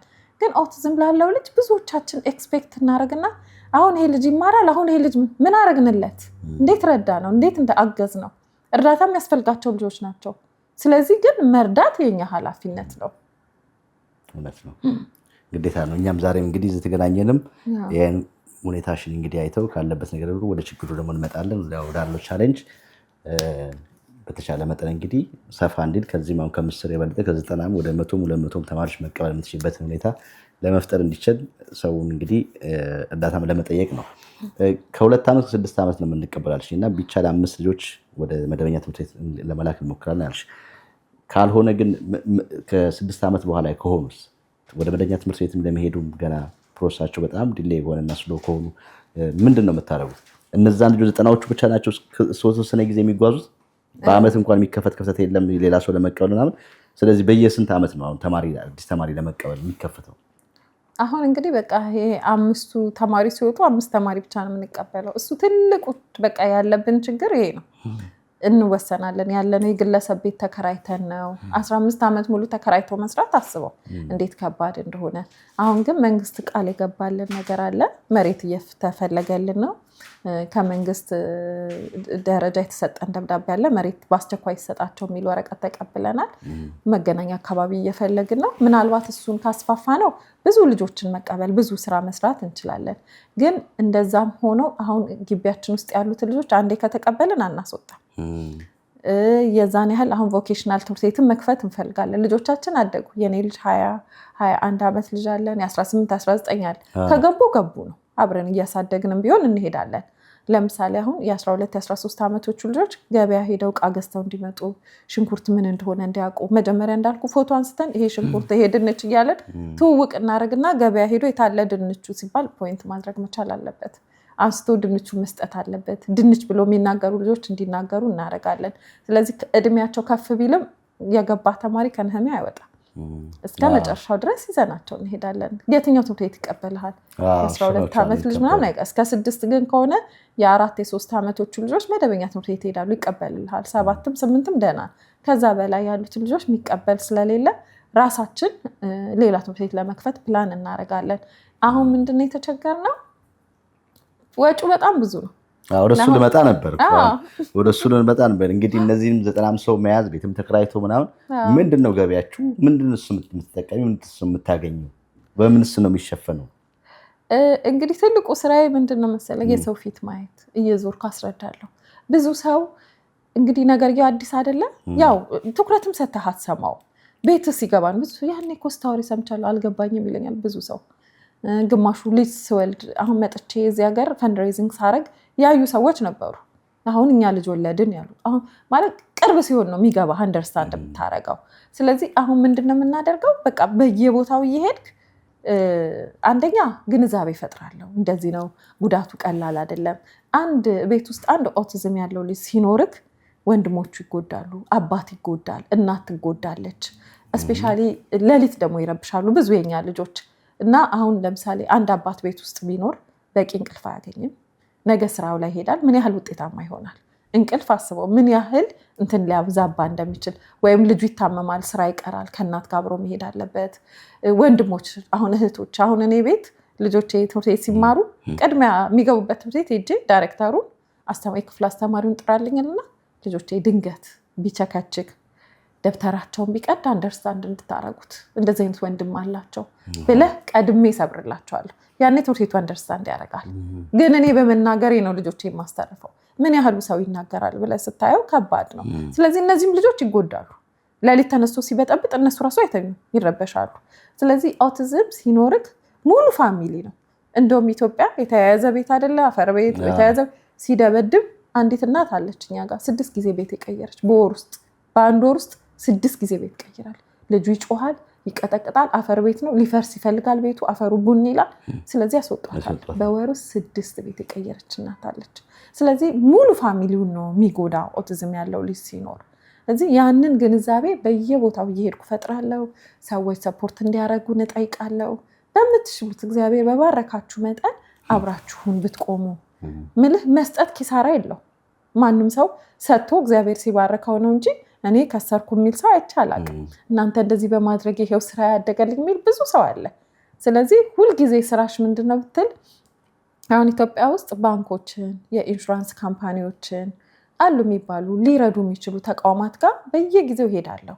አሁን ትተኸው እዚህ ሀገር ራሱ የመጣሁት እሁድን ባካችሁ አግዙኝ ምን በሉ ኢትዮጵያ ኮሚኒቲ አለ፣ ቴስት ኦፍ ኢትዮጵያ አሁን በቅርቡ የዴንቨርም አለ። እንደሱ አይነት አንደርስታንድ አድርገው እድሉን ይሰጥኛል። እና በቃ እዚህ ዞር የምሰበስባትን የቤት ኪራይ ከፍላለሁ። ለልጆቹ የትራንስፖርቴሽን ነዳጅ አሁን በጣም ኢትዮጵያ ውስጥ ጨምሯል። ከአቅማችን በላይ ነው የነዳጅ ወጪው። ስለዚህ ቤት ኪራዩን፣ የሰራተኛ ደሞዙን፣ ግብሩ ምኑ ስታረገው በጣም እኔ አንዳንድ ጊዜ እንዴት እንደምኖር አላውቅም። የእውነት እግዚአብሔር የእነዚህ ልጆች አምላክ ስለሆነ እሱ እየሸፈነ ነው እንጂ በወር ወደ 800 ሺህ ብር ነው የምናወጣው። ቋሚ ዶነር ሳይኖር ያን ብር እያወጣ መቀጠል በራሱ ይገርመኛል አንዳንድ ጊዜ ሳስበው። አይ ምን አባት ሆነ እንግዲህ አንድ ልጄ ነው ምናምን ኦልሬዲ አድጓል ብለሽ እንደ ተስፋ ይኖር ጊዜ አልገጠመሽም? ከዚህ 6 ዓመት በፊት ተዘግቶ ነበር። አንድ ጋዜጠኛ ተሳስቶ አወጣው ዩቲዩብ ላይ እዛ ላይ ቀረ። ምን ሆኖ ነው? በኮቪዱ ሰዓት ቤት ኪራይ ከምንከፍል 50 ሺህ ብር ነበረ ያኔ። አንድ ቸርች 1-2 ክፍሉን ሰጠንና እዛ እቃውን አስገባን እና ይሄው እንዲህ ከመሆናችን ብዛት ከስቃዩ ብዛት በቃ በዚህ ሰዓት እንግዲህ እቃዎችንን ሰብስበን እዛ ልንሄድ ነው ስል ነህምያ ኦቲዝም ሴንተር ተዘጋ ብሎ አወጣ። ተዘግቶ ሳይሆን ለኮቪዱ ሰዓት ለምን እንከፍላለን ብለን ሰብስበን በትንሽ ብር የሆነ ቸርች ውስጥ ጠቅጥቀን እቃችንን አስቀምጠን ነበር። ግን እስካሁን ድረስ አለ። መነሳት አልቻለም። ይሁን ምን ይሁን አላውቅም እንጂ ተስፋ ቆርጬ አውቃለሁ። በጣም ብዙ ጊዜ ተስፋ ቆርጣለሁ። ግን ደግሞ ልጅህን ስታይ እሱን ቤት መቅረቱ ነው እንደማንኛውም ልጅ ያድጓል ብለሽ አሁን ሁሉ መስዋዕትነት መክፈል ራሱ በጣም ጀግና ሰው ነሽ። ሁላችንም ራሳችንን መጠየቅ ነው የሆነ አደርገዋለሁ ወይ ብሎ ማሰብ ነው። እና እንዳንቺም አይነት ኬዝ ኖሯቸው እንኳን ለማድረግ በጣም ከባድ ነው። እና እድሉን አግኝቼ እዚህ ሀገር ይዞ መጥቼ ነበር። የሚገርም ያው ኤምባሲዎቹ ምኑም አብረን ስለምንሰራ በተለይ የአምባሳደሮቹ ዲፕሎማት እንትኖች አሉ፣ ግሩፖች አሉ፣ ሰፖርት ያደርጋሉ። እዛ ላይ ስለሚቀርቡ ኢንተርቪው አልተደረኩም ለልጄ ቪዛ ስጠይቅ እና እዚህ ስመጣ በጣም ብዙ ወላጅ ፈርቶ ነበር የጠበቀኝ። አበባ ይዘው የጠበቁኝ ሰዎች አሉ አትመለስም ብለው ባገኙት እድል። መጀመሪያ ላይም እዚህ ሀገር ስመጣ በቃ ላትመለስ ትችላለች ብለው የጠበቁ ሰዎች አሉ። ግን ራዕይ ካገኘክ ካለክ እግዚአብሔር የሰጠህ ነገር ካለ የምትቀርበት ምንም ምክንያት የለም። አሁን እኮ የምንኖረው ከዚህ በኋላ ለእነዚህ ልጆች ነው። ምንም የሚያጓጓ ነገር የለም እና ያታግልሃል። የልጅህ ማደግ እንዳልከው ስታየው 20 ዓመት እንግዲህ ጎረምሳ ልጅ ነው ያለኝ። ግን አንዳንድ ጊዜ በቃ አያስችልህም። ሁልጊዜ የማስበው እኔ እንደውም ትልቅ ተገንብቶ አዳሪ ትምህርት ቤት ራሱ ሆኖ፣ ምክንያቱም የእነዚህ ልጆች ዛሬ እኔ ያለው ቴኬር አደርገዋለሁ፣ ነገ ማን ነው የሚያደርገው? የብዙ ወላጅ ስብራት፣ የብዙ ወላጅ ሰቀቀን ምንድነው? ዛሬ ቴኬር ያረካው ልጅ ነገውን ስታስበው በጣም ከባድ ነው የሚሆነው። እኛ ሀገር የለም በቂ የአእምሮ ማገገሚያ እና ማኑኤል ምናምን በጣም ከባዶች ናቸው። የእኛ ልጆች ደግሞ እዛ የሚገቡ አይደሉም። ስማርቶች ናቸው፣ በጣም ጎበዞች ናቸው። አሁን ህብረተሰቡም ያላወቀው ያስቸግራል ይሄ ልጅ። አዎ፣ ግን ደግሞ አልፎ መሄድ የሚችሉ ልጆች ናቸው እጃችን ላይ ያለው። ምንም ሪሶርስ ስለሌለን ነው እንጂ በልጅነታቸው እያንዳንዱ ነገር ከተደረገ ከኛ የተሻለ ጭንቅላት ያላቸው ልጆች ናቸው ይባላል። በደንብ ከኛ የተሻለ ግን እድሉን ሳያገኙ ቀርተው ነው በቃ ለእንደዚህ እንግልት የሚዳረጉት። ስለዚህ ቦርዲንግ ስኩል ከፍቼ በደንብ አዳሪ ትምህርት ቤት አትሊስት በህይወት እያለ የሆነ መስመር የምታስይዘውን ነገር ማድረግ አለብን ብዬ አስባለሁ። ስለዚህ ይሄን ሁሉ ነገር ስታስብ ፋይናንሻሊው ደግሞ የለም ገንዘቡ ከሌለ ሁልጊዜ ትጣጣራለህ፣ ትሞክራለህ። ግን በህይወቴ ስንፍና እንዳይገኝብኝ ለነሱ የሚገባኝን ያህል እሮጣለሁ ብዬ ቃል የገባው ሰው ነኝ። በጣም ከባድ ነው። ግን ደግሞ ያው እንዳልሽው ነው፣ እግዚአብሔርን ከያዙ ሰው ደግሞ ያውርቅ። ደርሽበት ደርሻል፣ እስካሁንም ደርሰሻል። እንግዲህ የህልምሽ እንዲሳካ ከመንግስት በኩልስ ድጋፍ? ከመንግስት በኩል ያው አንድም የመንግስትን ስራ ማቅለል ነው እኮ ትክክል፣ የእሱ ኃላፊነት ነው እንጂ እነዚህ ልጆች ምክንያቱም ግብር እንከፍላለን፣ ምን እንላለን እንደ ማንኛውም ሰው። አሁን ሄደት ስለ ትምህርት ቤት እኮ ኢሹ መሆን አልነበረበትም ለእኛ ለወላጆች። ሰው አማርጦ እንደሚያስገባ ሁሉ እኛም አማርጠን ማስገባት ነበረብን። ግን እሺ ታዳጊ ሀገር ነው ያለ ነው፣ በቃ አልተቻለም። አትሊስት የሚሰራ ወላጅ ሲገኝ ደግሞ ሰፖርት ማድረግ አለበት ብዬ አስባለሁ።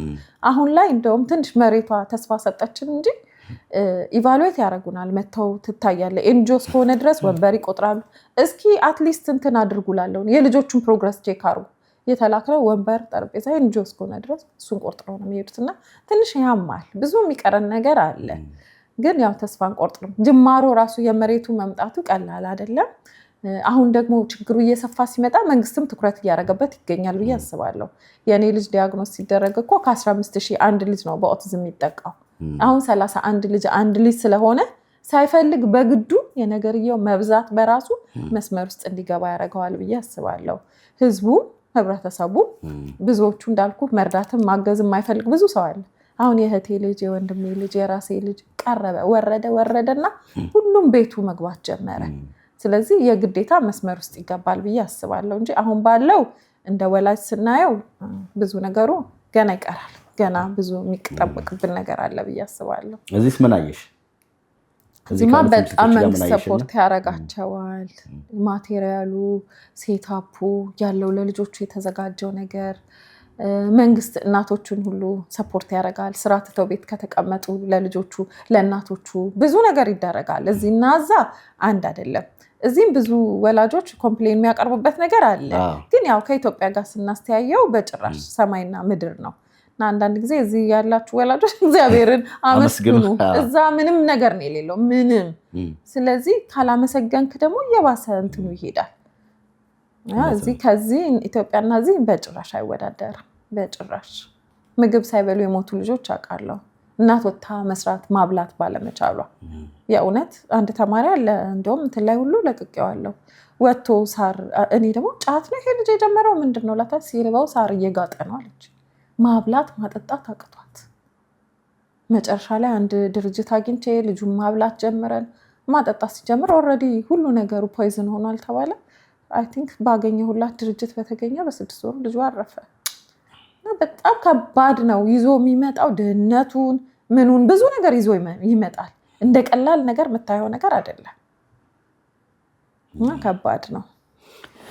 እንግዲህ ያለብሽን ቻሌንጅም ሰማን ጠቅላላ አድርጌና እንግዲህ አሁን እያንዳንዳችን እዚህ ሀገር የምንኖር ይሄንን ከ90 አልፎ የተወሰነ እንደው በተሻለ መጠን 200-300 ሰው ለመቀበል እዚህ ለምንኖረው ዲያስፖራ ብዙ ከባድ አይደለም። $1 ቢያዋጣ ወደ ኢትዮጵያ ሲመነዘር በጣም ትልቅ ነገር ነው። ቢቻል $5 ቢቻል $10 በወር እንኳን ተወስኖ ከዛች የተቆረጠ ወይም ደግሞ ስራዬ ብለው የላኩ $10 $5 ቢላክ ብዙ ልጆችን ማትረፍ ይቻላል፣ መቀበልም ይቻላል።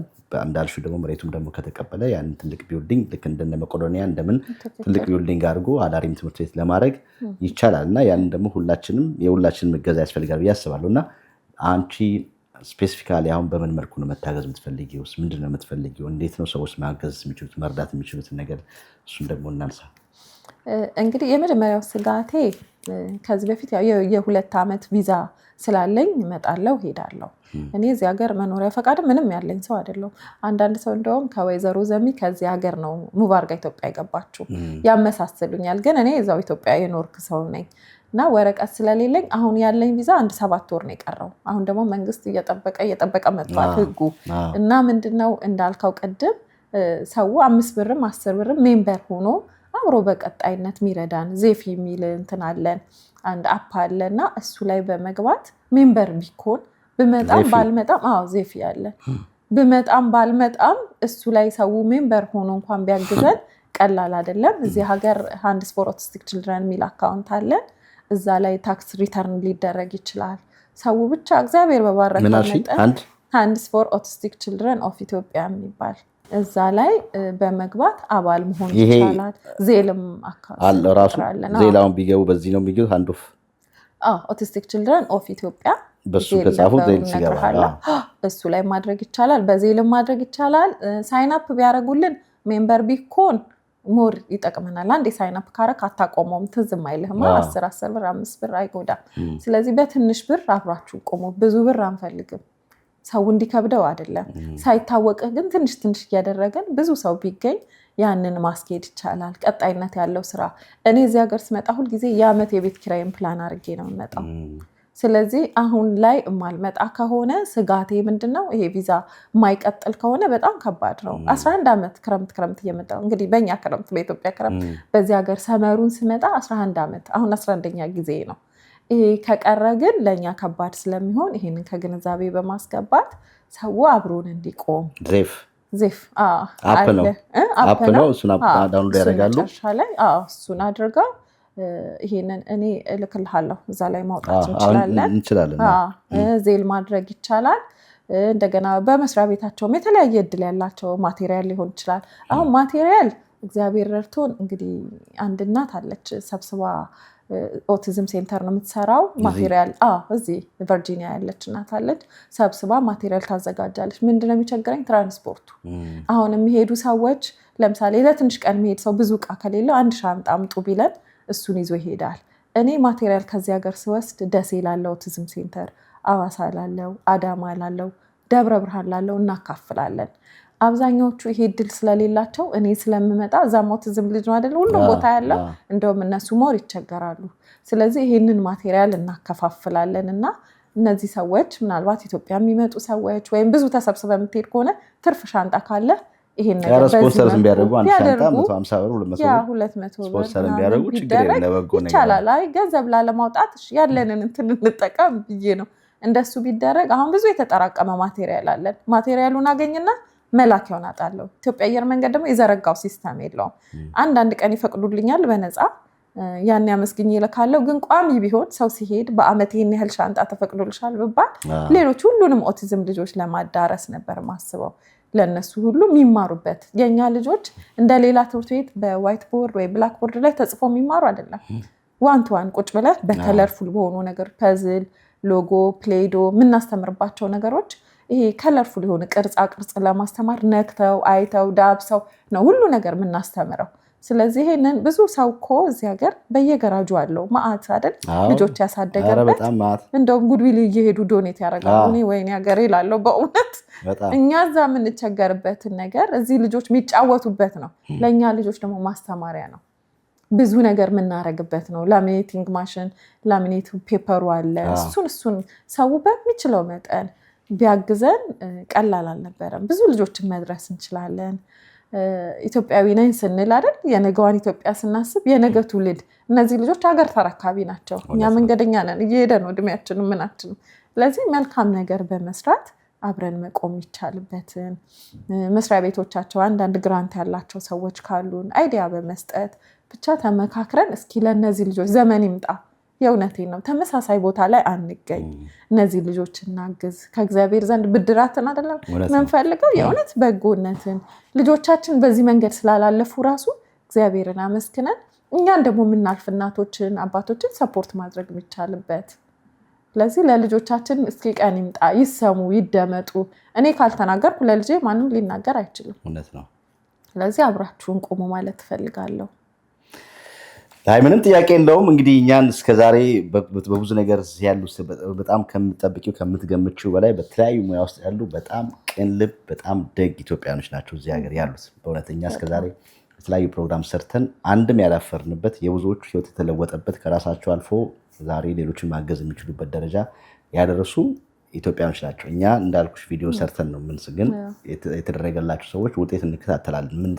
ምን ተደረገላቸው፣ ምን አደረጉ፣ እኛ ጋር የሚደውላሉ በጣም ከምታስቢ በላይ ማለት ነው። እና አንድ ሻንጣ ይዞ ለመሄድ ከዛም አልፎ በአውሮፕላን ሙሉ ያሉሽን ዕቃ ሁሉ ሰብስቦ ጭኖ የሚያስኬድ አቅም ያላቸው ሰዎች በጣም ብዙ አሉ። እና ይሄ ጉዳይ ይቀረፋል ብዬ አስባለሁ። በእርግጠኝነት ስልክሽንም እናስቀምጣለን። ጥያቄዎች ካሏቸው የተለያዩ መረጃዎች ካሏቸው እንዴት ማድረግ ካለባቸው ከአንቺ ጋር መወያየት ያለባቸው ነገሮች ግን እዚህ ባሉ ኢትዮጵያኖች 5 ብርም 10 ብርም 100 ብርም በወር ውስጥ እየረዱ ያንን ተቋም ከፍ ለማድረግ ሌሎችም ህፃናቶች እንዳልሽው ነው። በተለይም ልጆቻችን በእንደዚያ ሁኔታ ያላለፉ ቤተሰቦች ያሏቸውን እና ያለፉ ሰዎች ያለበትን የቤተሰብ ለውጥ እናውቀዋለን እና ይሄ ራሱ አንድ ምስጋና ነው። መጪው ዓመት አዲስ ዓመት ነው። በአዲስ ዓመት እንግዲህ እንደ አዲስ ስጦታ አድርገን እንግዲህ የነሚያን የኦቲዝም ተቋምን በተሻለ መጠን እናጠነክራለን ብዬ ተስፋ አደርጋለሁ። ስልክ ቁጥራችሁን እናስቀምጣለን። ከአንቺ ጋር ያው መወያየት ካለባቸው በእርግጠኝነት ግን አፑንም የዜሉንም ሁሉንም አካውንት ቪዲዮ ላይም ፒን ኮሜንት ላይም ዲስክሪፕሽን ላይ እናስቀምጣለን።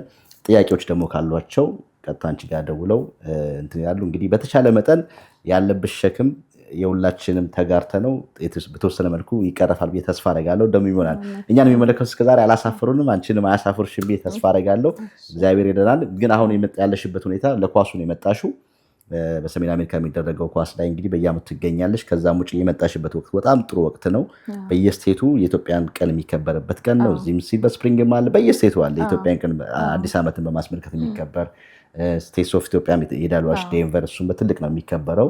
እሱንም ከዛ ውጭ ደግሞ ኤምባሲዎችም አለ። ኢትዮጵያ ኤምባሲም በዚህ የሚሰሯቸው ነገሮች አሉ። እዛ ላይ የምትጋበዥበት በአብያተ ክርስቲያኖችም በተለይ እሑድ ቀን ብዙ የሚሰበሰቡ ቦታ ላይ ትንሽ አዌርነሱን ፈጥረሽ እዛ ባሉ ሰዎች የተወሰነ ነገር የምታገኝበት ሁኔታስ የማመቻቸት ነገር አለ ወይ? አዎ አለ። በደንብ አይደለም።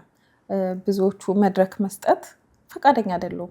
ህዝቡን ማስተማር አለብን አይደል? ባገኘነው እድል። እኔ እንደውም ሳስበው ይሄ ኃጢአት እርግማን የሚባለው ነገር የመጣው ምድር ላይ ማንም ጻድቅ የለም።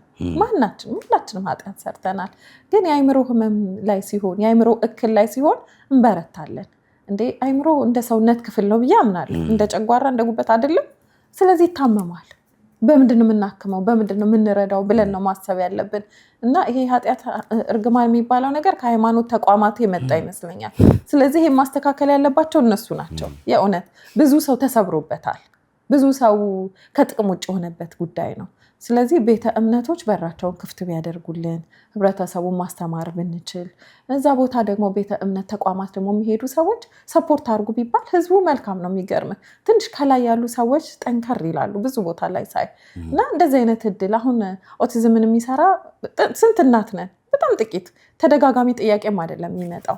የተለያየ ነገር ሊመጣ ይችላል አይደል? ሀገራችን ይሄ እኮ የተለየ ነው፣ የልጆቻችን ህይወት ነው። እና በራቸውን ክፍት አድርገው አብረውን ቢቆሙ፣ ህዝቡን ማስተማር ብንችል፣ ህዝቡ በተቻለው መጠን ቢረዳ፣ ትልቅ ነገር ማድረግ ብንችል፣ ዛሬ እኛ ተረዳርተን ለእነዚህ ልጆች ያልቆምን ነገ ማንን ነው ሰፖርት የምናደርገው? አቅም እስካለ ጉልበት እስካለ ነው ሁሉ ነገር የምታደርገው። ነገ መንገደኞች ነን። ዛሬ ህይወታችን እስካለ ድረስ ጥሩ ስራ እንስራ። ሌላ ስራ አትሰሩም እያልኩ ሳይሆን ልጆቻችን ላይ ደግሞ አሻራችሁን ብታሳርፉ ትልቅ ነገር ማድረግ እንችላለን እና ይሄ ቤተ እምነት ተቋማት በተለይ ብዙ ኤክስፔክት እናደርጋለን። እቺ ኃጢአት እርግማን የምትለው ከዛ አካባቢ የመጣች ስለሚመስለኝ እሷን ማሸነፍ የምንችለው ወላጆች በልጆቻቸው ኮራ ብለው መሄድ የሚችሉት በተደጋጋሚ ሲሰራ ነው። ትዝ የሚል ከሆነ ለኤችአይቪ ሚዲያው እኮ ተቆጣጥሮት ነበር አይደለ? አዌርነስ ሲፈጥር ልክ እንደዛ በድግግሞሽ እነዚህንም ልጆች የምናሳድግ ወላጆች ቀና ብለን እንድንሄድ ትልቁን ድርሻ ይወስዳል ብዬ አስባለሁ። ስለዚህ በራቸውን ክፍት እንዲያደርጉልን አይ ግድን ያደርጋሉ። ከዚህ በላይም እኮ አንድም እኮ ቤተክርስቲያን የምታስተምረው እኮ ይሄን ነው አይደል? ስለዚህ በእርግጠኝነት በር ከፍተው ድኑ ሰጥተው በቤተክርስቲያን በኩል የተወሰነ ነገር ገዛ የምታገኙበት ሁኔታ ያመቻቻሉ ብዬ ተስፋ አደርጋለሁ። ደግሞም ያደርጋሉ። ከዛ ውጪ ያላነሳናቸው ነጥቦች ካሉ ከአንቺ በኩል? ከዛ ውጪ እንግዲህ አሁን እንደ እናት የምናገረው ነገር ቢኖር እንደዚህ አይነት ልጆች ስናይ እናትን ማገዝ፣ ሂጂ እስኪ ፀጉር ቤት ሂጂ እስኪ ለምን ራሱ ነገር ይው በራሱ ከሰው ጋር እየተገለልክ ህብረት ስታደርግ ሰው ስታገኝ ሰርግ ሂጂ እኔ ልጠብቅልሽ ብንል ወይ የሆነ የማህበር ቦታ እኔ ልጁ የሚያስቸግር ከሆነ እኔ ይዝልሻለሁ ብንተጋገዝ ያችን እናት ብናቆም እናት ውስጥ አገር ናት አይደለ? እናት ውስጥ ሌሎች ልጆች አሏት።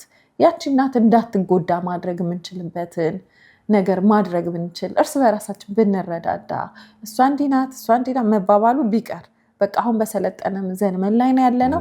የተለየ አስተሳሰብ እንዲኖረን ከመግደል ይልቅ ምን አለበት እኔ ዛሬ ሄድ ላድርግልሽ ብንል እሷ እንዲወልዳ የሚለው ቃል እዚህ ሀገር በተለይ በጣም ከባድ ነው።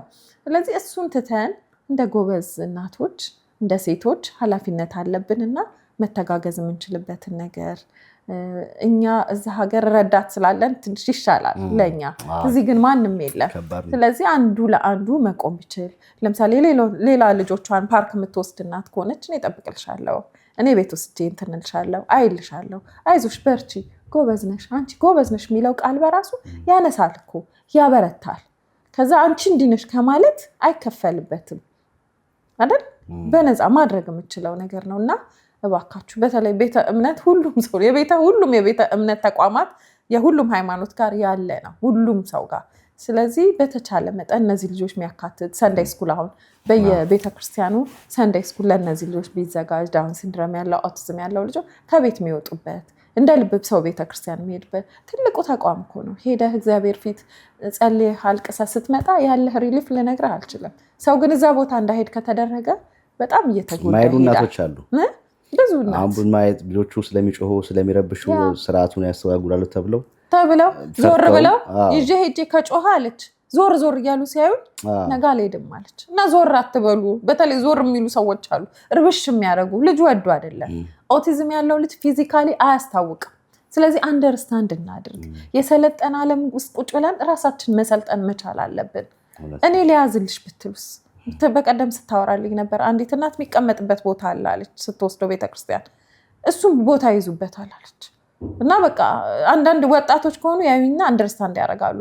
በተለይ ትልልቅ ሰዎች አንደርስታንድ አያደርጉኝም። ትንሽ ከጮኸ መሀል ቅዳሴ ላይ በጣም ይረብሻል እና እንዴት እንደምትቸገር በቃ ጥሩ ጓደኞች ግን ስላሉ አይዞሽኛ የጮኸ ይመልከቱታ እያሉ እኔ መሄድ ቻልኩኛል። ብዙ እናት ግን ቤት ቀርቷል። ስለዚህ አንክሰር፣ እህቶቻችንን አንጣ። ለምን እናጣለን? ስደት ላይ ተመቶ አይደለም ቀላል ነገር አይደለም።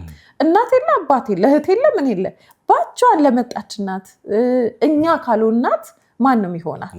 ስለዚህ በተለየ ሁኔታ እንደዚህ አይነት ልጆች ለምናሳድግ አሁን እየበዛ ነው ያለው። ዛሬ ወጣት ብትሆን ነገ ቤት ምን እንደሚመጣ አታውቅም። በእህትህ በወንድም አልኩህ ነገር ወርዷል። ሁላችንም ቤት እየደረሰ ያለ ጉዳይ ነው። ባንዘናጋ፣ ኃላፊነት ቢሰማን በምንችልበት በጣም ቢዚ ሀገር ነው ያላችሁት አውቃለሁ። ግን በምንችልበት መጠን እርስ በርስ ብንረዳዳ ቀላል ነገር አይደለም። ሰርግ ካልመጣን ለቅሶ ካልመጣን አትቀየሙን። ለምን ልጆቹ ሙሉ ነገራችንን ነው የሚይዙት እና ልክ እንደሌላ ሰው ይቀየሙኛል የሚሉ ብዙ ወላጆች ገጥተውኛል። ይዘሃት ሄድ ነገር ይሄ ልጅ ይረብሻል፣ ስትቀር ይቀየሙሃል። የሆነ ነገር ሲገጥማት እሷ መችኛ ጋር መጣች ብለው በቃ የተለየ እንትን ይደረግልን፣ ብቻ የተለየ ነገር ቢደረግልን ያችን እህት እናተርፋለን። ምንም ማለት ያችን እናት ገንዘባችን እናደርጋታለን። ምን ችግር አለ? አንድ ሰው ባንቀየም ይቻላል እኮ ያንን ማድረግ። ስለዚህ ተረዱን፣ አንደርስታንድ አድርጉን። የሆነ ቦታ የምትሄዱ ከሆነ ያንቺ ልጅ ይዤ ልሂድ በሉ። ብቻ አብራችሁን ቆሙ። ትልቁ ማስተላልፈው ነገር እናቶችን፣ ሴቶችን እናቆማቸው፣ እናግዛቸው። ምንም ማለት አይደለም። ለምን እኛ የምናልፍበት ቦታ ላይ ሊታለፍ ይቻል ነበር፣ ግን እግዚአብሔር ምህረት ስላረገላችሁ አንደርስታንድ አድርጉንና ተቀባብለን የኦቲዝምን ችግር በጋራ እናቃልል ማለት ፈልጋለሁ። እናቃለን። ሁላችንም ግዴታ አለብን። እንግዲህ በተቻለ መጠን እናግዛለን። የመጨረሻ ጥያቄ እንግዲህ ሁለት ነገር፣ ለምን እንኳን ከፈትኩት ይሄን ተቋም እንኳንም ደግሞ ባልከፈትኩት ያልሽ፣ በጣም ቅድም በሰንሰለት የሚታሰር ያልሻል፣ ሳር ሲበላይ ነበር። ከዛ የከፋ ያየሽው ነገርና ወይ አንቺ ጋር መቶ ለውጥ ያየሽበት፣ ወይ ደግሞ አቅምሽ ፈቅዶ ሳይፈቅድ ቀርቶ 90 ሰው ብቻ ነው የምትቀበዩ፣ አቅምሽ ሳይፈቅድ ቀርቶ ከ90ዎቹ ተጠዋቂ ላይ ካሉ ሰዎች በጣም ችግር ውስጥ ያለ ብለሽ የምትይውና እንደው በዘጋሁት ነገር የምትይው? በዘጋሁት እንኳን አይደለም፣ ብዙ በከፈትኩ ነው የምለው። ለምሳሌ ብዙ ሰዎች ሲለወጡ አይቻለሁ፣ ብዙ እናቶች ሲሻሻሉ አይቻለሁ። በቀን 3 የበላው ብላ የደወለችልኝ እናት አለች። እንግዲህ ምን አይነት ኑሮ እንዳሳለፈች አስበው። አንዳንዶቹ የልጆቹ እድገት ይፈራል። አሁን አንድ ጊዜ ማታ ላይ ተደውሎ እኔ የውጭ ስልክ መስሎኝ ያነሳሁት፣ ልጄ ጥርሷ ተነቃነቀ ምን ይሻላል አለችኝ። ለሌላ ይሄ ትርጉም የለውም አይደለ? ያቺ እናት ግን ለምንድነው እድገቷን ፈርታ ነገ ፔሬድ ታያለች እቺ ልጅ። ሁሉ ነገር ስጋት ነው እንደዚህ አይነት ልጅ ሲመጣ። ከዛ የተፈጥሮ ሂደቱ ጥርሱም ይነቃነቃል፣ ሁሉ ነገር ይመጣል። ጥርሷን ቀስ ብሎ ማነቃነቅ ነው በቃ። ማለት ስጋት ውስጥ ያሉ ሰዎች ናቸውና ማታ ማይሉን ቀን ማይሉም ሁሌ ነው የሚደወለው። ስለዚህ ምን ደስ ይለኛል መሰለ፣ እኔ ይሄን እድል አግኝቻለሁ እንዴ? እኔ እኮ አላገኘሁም። እኔ ደውዬ ልጄ እንደዚህ ሆነ ምለው ሰው አልነበረም በሰዓቱ። እነዚህ ወላጆች እድለኛ ናቸው። ቀደም ብለን እንደዚህ ልጆች የለድን ኤክስፒሪያንስም አለ፣ እውቀቱም አለ፣ ምኑም አለ። ስለዚህ ሁልጊዜ የራሴን የማየው ምንድነው፣ ታድለው እድለኛ ናችሁ፣ ደውሉ ምን ችግር አለባችሁ እላለሁ። ስለዚህ ሁልጊዜ ባልከፈትኩት ያልኩበት አንድ ጊዜ 6 ወር ሞላኝና ነህሚያ እንደተከፈተ የቤት ኪራይ የለኝም፣ ምንም እከፍለው ነገር የለም። እና ባለቤቴ ምን አለ፣ ሚዲያ ላይ ወጥተሽ አውርተሽ መዋረዳችን ነው አለ። ከባዱ ፓርት የዛን ጊዜ መቋቋም አቃተኝ። እግዚአብሔርን የምጸልየው ጸሎት አለ፣ እሱ የቤት ኪራይ እንዳታሳጣኝ፣ ምከፍለው ገንዘብ። ለምን እኔ ልጅ ያለኝ እናት ነኝ ምልህ፣ በሱ ሁልጊዜ ስለሱ ታስባለህ። ይሄ ልጅ ምን ይሻላል ምናምን የሚለው ነገር ይበቃኛል። ተጨማሪ ነገር ማስተናገድ አልችልም። የለም የቤት ኪራይ የለም። 6 ወሩ ሚዲያው ተጥለቅልቋል። ሁለተኛው ኦቲዝም ሴንተር ተከፈተ ተብሎ በቃ ዋረድሽን ይላል 10 ጊዜ።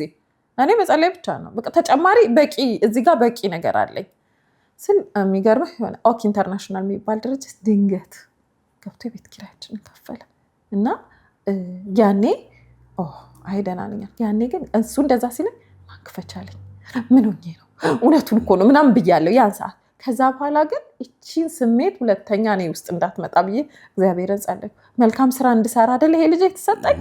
ስለዚህ የሚያስፈልገውን ሰው ደግሞ እንዳልከው ጥሩ ደግ ሰዎች አሉ፣ የሚያስደነግጥ ማንነት ያላቸው ሰዎች አሉ።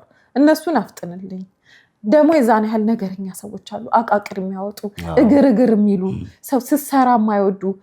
እነሱን የሚያስደስታቸው በርህን ዘግተህ ስታለቅስ ልጄ እንደሆነ ስትል የሚፈልጉ ብዙ ሰዎች አሉ። የዛን ያህል ደግሞ መልካም ሰዎች ደግሞ ሰብረህ እንድትወጣ ጎበዝ እናት የሚልኩ ሰዎች፣ እነዛን ያዝልኝ፣ እነዚህን ደግሞ አፍጥንልኝ እያልኩ ከዛ በኋላ እቺ ስሜት ተሰምታኝ አታውቅም። እንዳልኩ በየሰዓቱ እግዚአብሔር የሚያዘጋጅልኝ ሰዎች አሉ። በሱ የተነሳ አልፌዋለሁ። ግን ለእኔ ነህሚያን መክፈት እኔ እንደምን አስበዋለሁ እንደ መድኃኒት፣ አለበለዛ በጣም እጎዳበት ነበር። እንደዚህ አይነት ልጅ ኖሮኝ እንደዚህ ሁኜ ትብሰለሰላለህ። አንዲት እናት ኢንተርቪው ሳረጋት ምን አለችኝ፣ ድሮ እንደጀመርኩ ከኔ በፊት አድርገው ልጄን አለችና አልገባኝም ምን ማለት ነው ስላት፣ እኔ ከሞትኩ ይሄ ልጅ ማን ቴክ ኬር ያደርገዋል? የሁል ጊዜ ጸሎቴ ከኔ በፊት ልጄ እንዲሰበሰብ ነው አለች። ከዛ ወደ ራሴ ወሰድኩት። ከዛ እያወቅኩ ሲሄድ ብዙ እናቶች የከኔ በፊት አድርገውን ጸሎት ይጸልያሉ። ልጁ አግሬሲቭ ነው፣ ቋንቋ የላቸውም አብዛኞቹ፣ ምን እንደሚፈልግ ብዙ ትዕግስት ይፈልጋሉ፣ ማንም አንደርስታንድ አያደርጋቸውም። ስለዚህ የሁሉም እናት ጥያቄ ይሄ ነው። ለዚህ አሁን እኔ እሱ ማሰቢያ ጊዜ የለኝም። የቤት ኪራይ ያሳስበኛል፣ የሰራተኛ ደሞዝ ያሳስበኛል፣ ትራንስፖርቱን ስል መብሰልሰያ ጊዜ የለኝም። እና በአንድ በኩል ነፃ የወጣሁበት ነው ብዬ አስባለሁ። ሌላ ነገር እንዳስብ ተደርጊያለሁ። ቢዚ ስሆን ያንን ማሰቢያ ጊዜ የለም። ደግሞ ያው እኔ እግዚአብሔርን በጣም አምናለሁ ብዬ አስባለሁ። ለእግዚአብሔር አደራ ስጦታ አይደለ ስጦታው ሰጪው ይጨነቅበት። ይሄን እያሰብኩ እኔ ለምን ከእድሜ ላይ በሽታ ለምሳሌ ደም ግፊት፣ ስኳር ብዙ ወላጅ ያስተናግዳል። ከስትረሱ ብዛት የማይመጣብህ ነገር የለም። እኔ አደራ ጌታዬ ምንም ነገር እንዳይመጣብኝ ለልጅህም ስትል እድሜ ትጸልያለህ። እሱ ኃላፊነቱን ይወስዳል ካላልክ ዛሬ መሞት ትጀምራለህ። ስለዚህ የኔ ሐሳቤ ሙሉ ለሙሉ ነህሚያ ኦቲዝም ላይ ስለሆነ ስለሱ ብቻ ስለ ሰራተኛ ደሞዝ እንዳልኩ ስለሌላ ነገር ሳስብ ብዙና እኔ መድኃኒቴን የከፈትኩት ብዬ አስባለሁ። በህይወት እንድኖር በጤና እንድኖር። አንዳንድ ሰው ሳይኝ እውነት አንቺ ኦቲዝም ልጅ ታሳድጊያለሽ ብሎ የሚያስቡ ሰዎች አሉ። እግዚአብሔር ነው ይህንን ፕሮቫይድ ያደረገልኝ እንጂ ከኔ የሆነ ምንም ነገር የለም። እውነት ነው፣ ሁሉም ከሱ ነው። ከዛም አልፎ ከነሱ ከማገዝ አልፎ ደግሞ ሰዎችም ስራ እድል ፈጥረሽ የሚጠቅም ሌላ ደግሞ ቤተሰቦቻቸውን ይገፍሳሉ። 53 ሰራተኞች አሉ። ስፔሻሊ አሁን ላይ ደግሞ ኢትዮጵያ ብዙ ኦቲዝም ሴንተር እየተከፈተ ነው። ፕራይቬት ያው የግላቸውን ትምህርት ቤት የሚከፍቱ ሰዎች አብዛኛው ከነህሚያ ሰራተኛ ይወስዳሉ። ምክንያቱም በእኔ ጊዜ እኮ መወስድበትም አልነበረም። ስለዚህ ሰራተኛም እያበቃን ነው። ለሀገራችን ላሉ ትምህርት ቤቶችም ቢሆን ያስከፈሉ ነው፣ ብዙ ብር ያስከፍላሉ። ምን ይላሉ? እንደዛም ሆኖ ግን አስተማሪ ከዚህ ስለሚያገኙ አስተማሪ የሚገኝበትም ስለሆነ ቀላል ነገር አይደለም። ሴም ታይም አስተማሪም በጣም አሪፍ በጣም አሪፍ ሬቾ፣ በጣም ጥሩ ጊዜ ነበረን። እንግዲህ ማጠቃለያችን መታመሰገኙም ሰው ካለ እንደዚህም በየአመቱ መተሽ 2 ወር 3 ወር ቆይ ደግሞ የቀሩት ልጆችም ቴክ ኬር ያደረገ ይህን ስራ ደግሞ እንዲጠናከርና ሰፋ እንዲል ትልቁን እገዛ ባለቤትሽ ያደርጋል ብዬ ተስፋ አደርጋለሁ። እያደረገም ነው። ልጆቹን ሰብስቦ የያዘ ነው። ከማንኛውም ጀግና ምናምን ጀርባ አለ የሚባለው አለ። ስለዚህ ሌሎችም በዚህ ሂደት ውስጥ እንግዲህ ያገዙሽም ካሉ እነሱ እናመስግንና እናጠቃለን። እንግዲህ ያው ለማመስገን 15 ዓመት የቆየ ድርጅት የብዙ ሰዎች ውለታ አለብኝ። ዘርዝሬ መጨረሻ አይደለም። የቅርቦችን አዳዲሶችን አዲስ ገቢዎችን ግን አትሊስት እዚህ ሀገር በተለይ ኳሱ የሰሜን አሜሪካ የኳስ ፌዴሬሽኑን የስፖርት ፌዴሬሽኑን በጣም ማመስገን እፈልጋለሁ። ብዙ ዓመቴ ነው ስመጣ በጣም ስለሚተባበሩኝ እግዚአብሔር ይስጥልኝ ማለት እፈልጋለሁ። በመቀጠልም ደግሞ እንደዚህ አይነት ልጆች እንደኔ አይነት ኦቲዝም ልጆች ያላቸው ወላጆች ነህሚያ እዚህ የደረሰው ባይዘዌ በጣም ብዙ የዲያስፖራ ውለታ አለብን እኛ ላይ። በጣም ሁልጊዜ እግዚአብሔር የማመሰግንበት እዚህ ያለው ህብረተሰብ አብሮኝ ቆመዋል፣ አግዞኛል፣ በርቺ ብለውኛል። ማቴሪያል በመላክ ሜምበር መሆን፣ ተማሪ ስፖንሰር ያደርጋሉ። በብዙ አንግል እዚህ ያለውን ዲያስፖራ በጣም ማመስገን እፈልጋለሁ። ምናልባት ነህሚያ 15 ዓመት እንዲቆይ የጀርባ አጥንት ከሆነው ህብረተሰብ መሃል እዚህ ሀገር ያሉ ሰዎች በጣም ትልቁን ክሬዲት መውሰድ አለባቸው። በተለይ ቸርች ያሉ ሰዎች እንዳልኩ ኦቲዝም ልጆች ያላቸው ሰዎች፣ ፌዴሬሽን ውስጥ ማገኛቸው ለኳስ የሚመጡ ሰዎች ትልቁን ድርሻ ይወስዳሉ። ሁሉንም ማመስገን እፈልጋለሁ። እዚህ ሀገር ያለ ሰው አብዛኛው ሰው ይሄ ሁሉ ዘመን ስመላለስ የረዱኝን ሰዎች በሙሉ በጣም ማመስገን እፈልጋለሁ። ኢትዮጵያ እንግዲህ ያው ባንኮች አሉ፣ ኢንሹራንስ ተቋሞች አሉ። አንደርስታንድ የሚያደርጉን በተለይ ልጆች ሳይኖራቸው አንደርስታንድ የሚያደርጉኝን ሰዎች በጣም ማመስገን እፈልጋለሁ። ለምን ብዙ ሰው ሲነግረው የማይገባቸው ሰዎች ስላሉ፣ እነዚህ ግን ቤታቸው ሳይገባ አንደርስታንድ በማድረጋቸው እግዚአብሔር ያክብርልኝ ማለት እፈልጋለሁ። አብረውኝ የሚሰሩ አስተማሪዎች እኔ ጋር ያሉ ትዕግስት ኖሯቸው ፍቅር ኖሯቸው ልጆቹን የሚያግዙትን በጣም ማመስገን እፈልጋለሁ እና የብዙ መልካም ሰዎች ውጤት ነኝ። ሁሉም ባለበት ይሄንን ሚዲያ በጣም አመሰግናለሁ። እግዚአብሔር ያክብርልኝ። በጣም ደስ ይለናል። እኛም እንግዲህ እንግዳችን ስለሆንሽ በተለይ በእውነት በጣም ጀግና ሰው ነሽ። እኛም እንግዲህ ወደፊት ባለሽ ሂደት ውስጥ እንግዲህ የምንችለውን ነገር እናግዛለን።